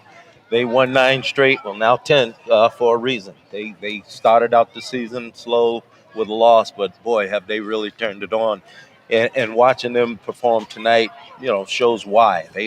They're very explosive offensively. They're formidable defensively, but the offense is what does it for them. They've got a dual threat in the quarterback in Owens. He can throw the ball, but he can also run. He's great runner. But then Walker, I tell you, Walker's another one of those top running backs that we've seen this year. It's been fun to watch, and I was really excited to see him. And they proved everything as everything they've been doing as they did tonight. So hats off to Coconino, though. Coconino had a good year. It was an up and down year. It was probably because of that break that they were getting, and with the COVID protocol and things of that nature. I think had that not happened, they might have had more consistency and won a couple of more games. The future's bright for them, though. I was really happy and really impressed seeing what Enoch Watson did tonight. I tell you, he's really coming into his own. That's something that we knew he was capable of early in the season. Again, 15-year-old sophomore, and it showed. He was inexperienced, his first varsity experience. But as the season went on, you started seeing him now. The game was starting to slow down for him. Tonight, the game was at perfect pace for him. He was very poised. He reacted well. He got the ball out of his hands. He ran when he needed to. This is what you're going to be seeing in the future. So Coconino is going to be one of those teams that you're not going to be able to just game plan and prepare for them one-dimensionally. You're going to have, to worry about the run because they've got Cooper French coming back. They've got some other running backs coming back. Riker Patton. So you're not going to be able to just say, okay, they're going to run that tight wing, and we've got to find a way to work on that. No, they're going to do that. They're going to spread the ball. They're going to be a good football team. There are a couple kids in the 9 and 10s team that were running the ball pretty hard too. Oh man! I had fun watching those kids play a couple times this year, and the cupboard's full when it comes to running backs and that's. But they need to develop some receivers. Yeah. And they need to get stronger on the line, and they do that. Yeah, this will become more of a complete program. There's no doubt about it. Upset in the 4A playoffs. Ready for this? The Dorados of Canyon de Oro upset Lake Havasu in Havasu tonight, 35-21. Wow. So Glendale will take on the Canyon de Oro Dorados here next Friday night with a trip to the semifinals, staring right at Glendale's face next week. Wow. I'm surprised. Yeah. Well, when we saw Havasu, their defense wasn't impressive. Right. But I think CDO figured out a way to stop the big man, and once that happened, I think that's when the game turned, I think. I don't know. I can't wait to find out more about that game. But, there's your big upset so far in the 4A. Again, CDO, Canyon de Oro, upset Lake Havasu in Lake Havasu tonight, 35-21, to advance on to the quarterfinals to meet the Glendale Cardinal here on next Friday. Again, trying to dig up some scores for you. Can't imagine being more of an upset in the 4A than that was. But there's some close games all the way across the board tonight in the playoffs. Lee Williams leads Apache Junction 48-32 with 5 minutes to go in that game. So it looks like Lee Williams is going to pull off a seed upset there. They were the number 12 seed, I believe. Yeah, I think they're the number 12 seed in that, and so they're going to advance. So we're going to get a 12 and 11 and 12 seed to advance the quarterfinals in the 4A tonight. Wow, nice. and one of them being Lee Williams. So hey, Well, you never know. Once the playoffs start, you never know what's going to happen. Even though you might be a lower seed, you might start playing your best football, and before you know it, you've got something. yeah, and hey, Lee Williams is a team that just gets in the way. It's like you never think of them as a regional title contender, but they're just annoying. But I don't mean that in a bad way. Devin Santos has been just stud there for a couple of years, and man, he's so talented and a great coaching staff at Lee Williams. You just can never discount him. Is pretty much what I'm saying. It's like they're not a team that's going to buckle. They're going to frustrate the crap out of you. And we even we were talking about that with Coach Lapsy about people in the region. He's like, yeah, Lee Williams is the one. We see them coming up. It's like, oh god, these guys. Because they're going to throw a monkey wrench into you a little bit and frustrate you. And I like the chance that Lee Williams has to advance, I think, on this. And they get the right matchup in the next round. They could be right there in the 4A semis. There's no doubt in my mind with that team. And then, depending who comes out of Prescott and Bradshaw Mountain, they can, if Poston Butte was being, challenged tonight, who's to say the Bradshaw or Prescott can? By the way, here's another one. Mesquite advances as the number 3 seed. They knock off Ben Franklin tonight, 26-9 over there in Gilbert. So they advance out of the first round. Coach Lapsey's still meeting with his team in the end zone here, and we're going to take a timeout. And then when we come back, we'll hopefully catch up with him and wrap things up here from Glendale and head back up the hill as we get ready for basketball season. We'll talk with Coach Lapsey next on the Crumble Cookie of Flagstaff postgame show on the Highland Ford Coverings High School Sports Network. Hey, football fans, the team at Knackered Pepsi would like to take a moment to wish a great season to the Coconino Panthers and Flagstaff Eagles high school football teams. With nearly 80 years of operations in northern Arizona, the team at Knackered Pepsi knows that it takes a village to make a great team, so they'd like to recognize the players, coaches, trainers, band, cheer and dance squads, student body, teachers, parents, alumni, and all their fans and supporters. Keep on grinding your way to the top, and best of luck this season. Crumble Cookies, the nation's fastest growing cookie company, is here in Flagstaff in the Aspen Place at Sawmill, offering fresh baked cookies for carryout, delivery, or curbside pickup through the Crumble app or website. Have an event or special occasion coming up? Crumble Gifting and Catering has you covered. Check out their gourmet menu with over 120 flavors rotating weekly. The team at Crumble Cookies of Flagstaff would like to wish a great season to Flagstaff and Coconino High School football squads, coaches, and families. Listen for the Crumble Cookies Sweet Play of the Week. Back here on the Crumble Cookie of Flagstaff postgame show, another score from the 4A, another upset in the 4A. Number 10 St. Mary's knocks off number 7 Buckeye tonight, 34-31. So that's another double-digit seed to advance to the quarterfinals. Moving on up. Yeah, and then I wish we had a score update from the Prescott and Bradshaw game, but that was tight there for a little while. Hopefully, we'll get an update from that game as well. But man, I had a feeling the 4A playoffs. I mean, we're just going to be, lack of a better word, a crapshoot. I mean, there's too good. Everyone was too tight, and I like that. I mean, I don't like the fact, remember when Saguaro was in 4A for years? They won like 6 straight 4A state championships. I'm like, come on, get those guys in the 5A. I'm kind of thinking the same way with Cactus. Cactus is almost too good to be in the 4A. Now get them up in the 5A. And then I love the fact that Cactus and American Leadership Academy, Queen Creek, got into the open so that evens the playing field in the 4A conference. Yeah. You got Casa Grande with a great quarterback, one of the best quarterbacks in the state, Angel Flores. Not a ton after that, really. I mein, they got a good running back and a good team, but, he goes down with an injury. I mean, Casa Grande becomes, I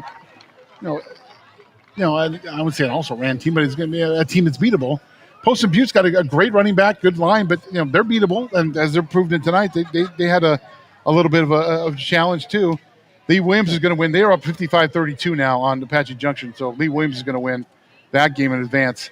But, right now, tonight, as of Saturday night after the first round, you can't tell me who's going to win the 4A state championship. You have no idea.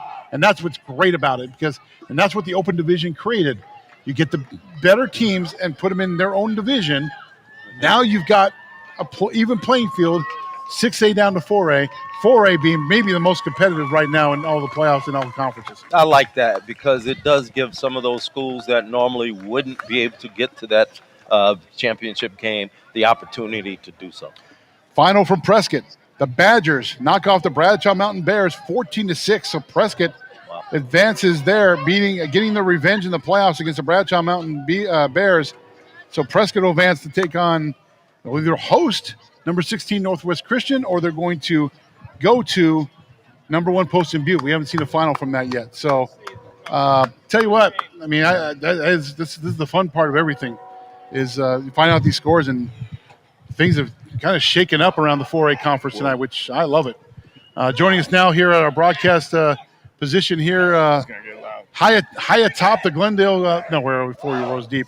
Coach Mike Lapsley here. Coach, we talked to you before the game, and you said, we just want to leave it on the line. We're done with this game. We want to leave it on the field. I think you guys did. I think that was as good a game. I think I probably think you guys could play better, but I think from what this game was, I think you guys played a pretty good game.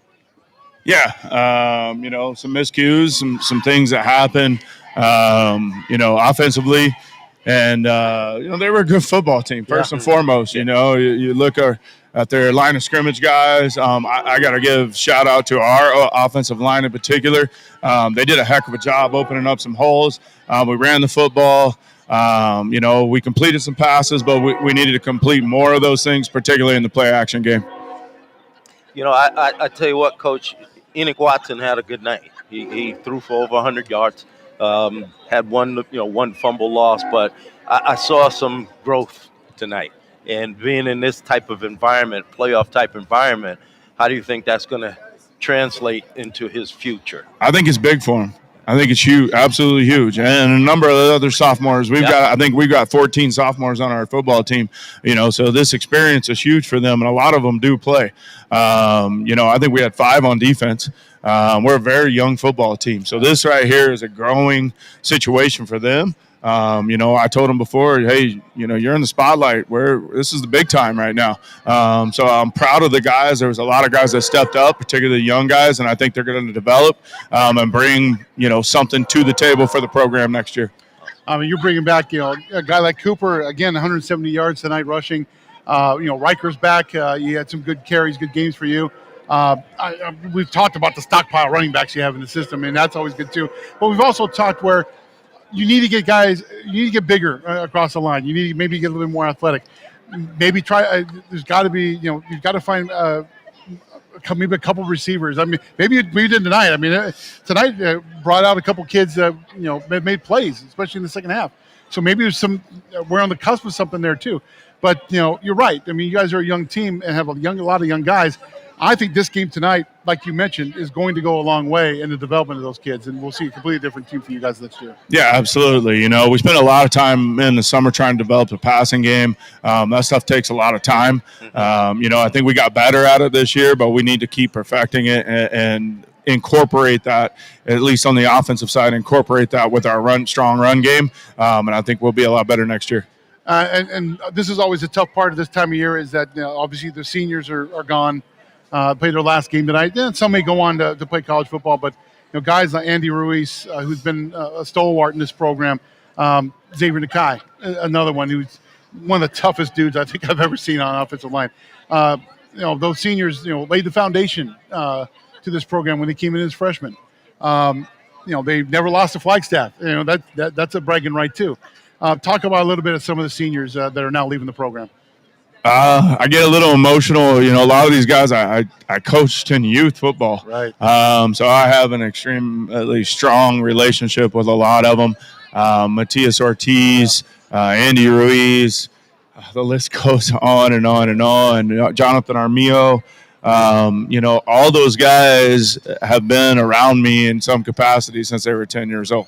And they've been learning the game from me since then too. And the trust and the bond that we've created is very, very special. I told them after the game, hey, when you're 30 years old and you're successful and you want to talk, those are the things I can't wait for, is those phone calls as a coach. And these seniors are very, very special to our program.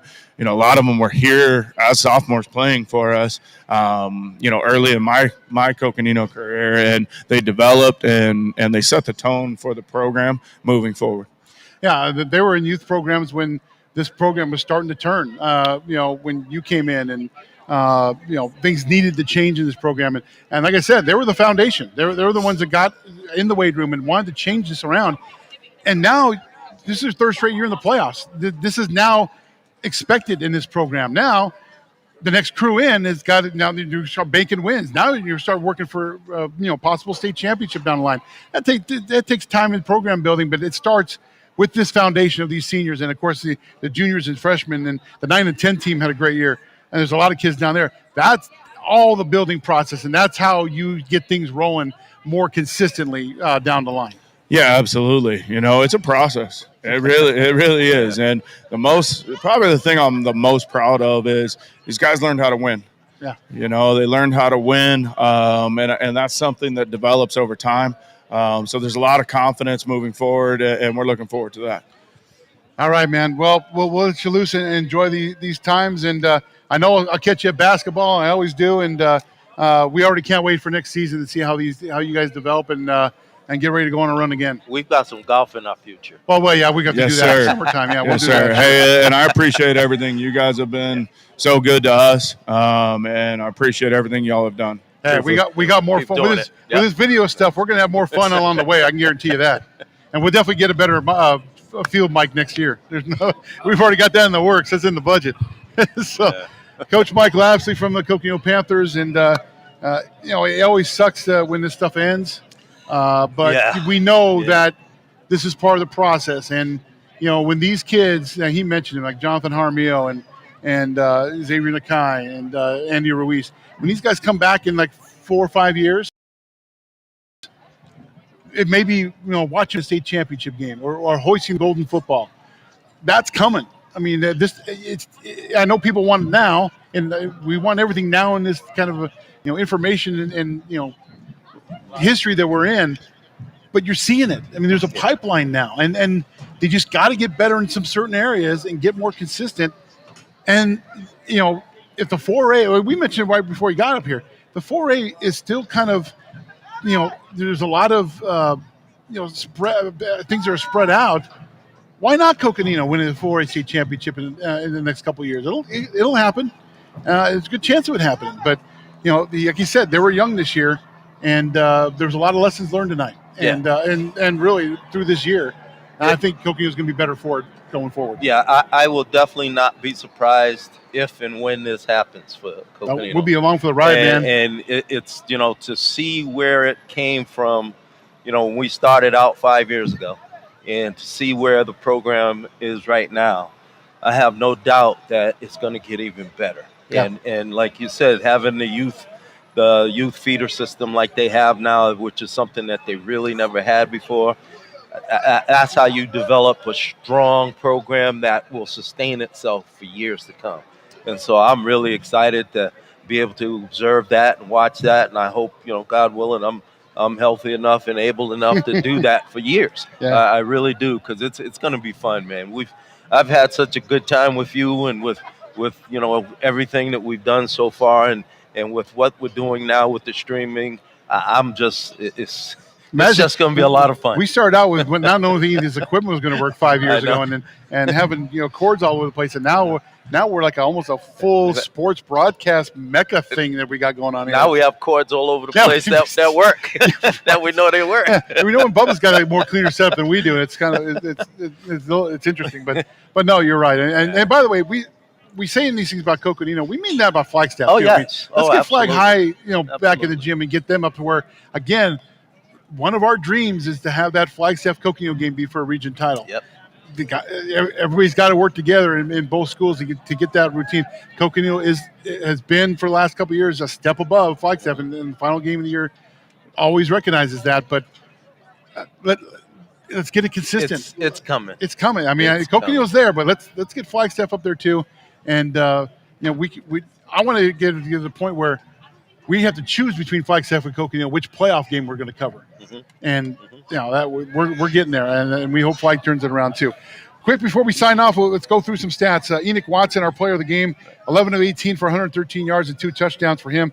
Great game for the most part. He had that one fumble, but other than that, again, it's a developing process for Enoch. He had a good night. Cooper French, 24 carries, 170 yards and a touchdown for him. Gabe Collado, the leading receiver, 4 catches, 61 yards. and a touchdown for Gabe. Overall, total offense, 384 yards. Total offense for Coconino, 537 yards total offense for Glendale, 468 on the ground for the Glendale Cardinals. For them, the story was Keon Walker, 24 carries, 270 yards for him. Zach Owens, the quarterback, 13 carries, 126 yards and 2 touchdowns for him. He had 69 yards passing as well. Very talented, very speedy Glendale football team. Definitely deserved the win. And they will be here at Glendale hosting the Dorados of Canyon del Oro as they upset Lake Havasu tonight in that round. So, again, our best to Glendale and their football team. Very talented and great people here at this high school. And, again, we appreciate all their help as well. Got to say some goodbyes and some shout-outs. Again, we always thank both high schools, and we love both Flagstaff and Coconino High School a lot. And we're very honored that we get to do this, and then we have the full cooperation from both schools and the Flagstaff Unified School District to do what we do. And it's a relationship like I've never had in doing this for like 30 years. So I'm very appreciative of both high schools and FUSD for being on board with what we do here. And I can't thank them enough. Again, I can't thank enough of Coach Mike Lapsley and the players at Coconino, and Coach Manning and the players and staff over at Flag High to give us the access. And really, we've got down to where we walk in, they do an interview with us, and we can go home. We're there for like 20 minutes. And as much as I like to watch practice, there's days where I just want to go home.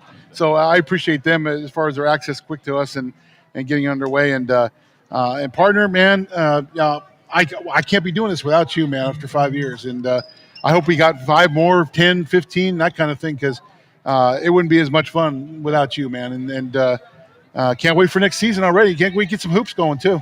I'm ready. I'm ready. It's going to be a lot of fun, man. This is just growing, and wow, where it started, never dreamed it would come to where it's coming, but it's been a good ride, and we're going to have a lot more fun together, my friend. I also want to thank all our sponsors who have been on board, not only for this year, but the last 5 years for being along the way. We can't do this without you guys. And, I want to thank everybody at Great Circle Media for allowing us to do this. And really, not even batting an eye to get us to do this game tonight live streaming, because it costs a couple extra $100 to live stream tonight this playoff game. And I like to thank the AIA, obviously, for allowing us to do that as well. And they're behind what we're doing, too. And we may partner with them next year. But a lot of great things in the future for our YouTube channel, which is Great Circle Media TV. Look for basketball coming up on that. We're even talking maybe doing a little bit of wrestling, covering a little bit of wrestling. And obviously baseball, softball is an option. Anything's an option at this point for that channel. We're going to grow that thing and grow this to where we're recognized around the state as one of the best in doing this. And we're going to work in the off season and do just that with our boy Bubba Gander on the general manager position of the video product. So we can't wait to do that. Until then, until basketball season, again, I want to thank everybody there, and Paige Daniels, who's I've nicknamed her Rockstar. So that we're just going to call her Rockstar from this point on. Rockstar. She's been behind the board all year for us, and now is on board as one of my news people too. So she's growing in that category. So can't do this without her as well. So we appreciate her and everybody on board at the station there, and appreciate you, the people who tune in to us every week and tell us how we're doing, whether we suck or we're good.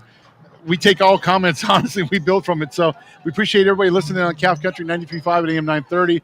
Our live stream at Calf Legends. Of course, everybody watch us on YouTube. We appreciate you, too. Until basketball season coming up November 30th at Coconino as they take on Tempe.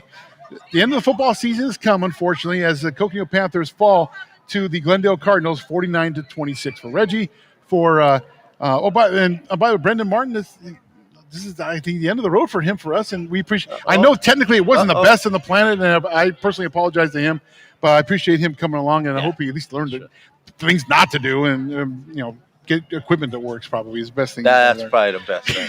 but no, we appreciate him along the way and being a trooper as far as this goes, and I'm sure hopefully he's earned a lot anyway, at least a few things.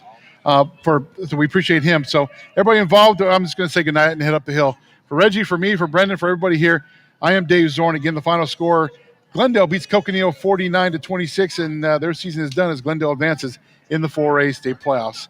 Good night, everybody. We'll see you November 30th for basketball on the Highlands Floor Coverings High School Sports Network. Good night, everybody.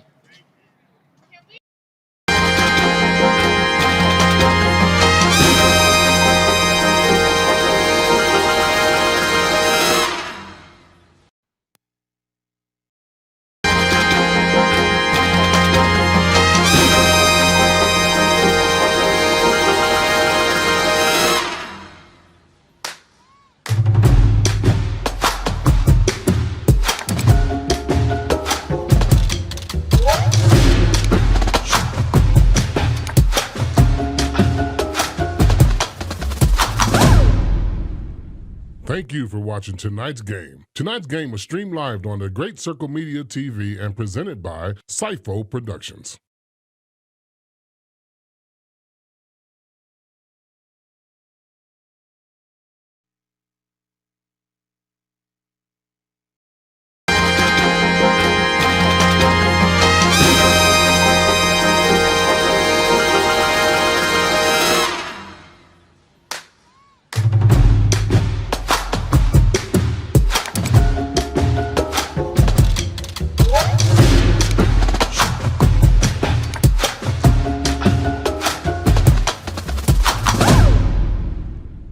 Thank you for watching tonight's game. Tonight's game was streamed live on the Great Circle Media TV and presented by Sifo.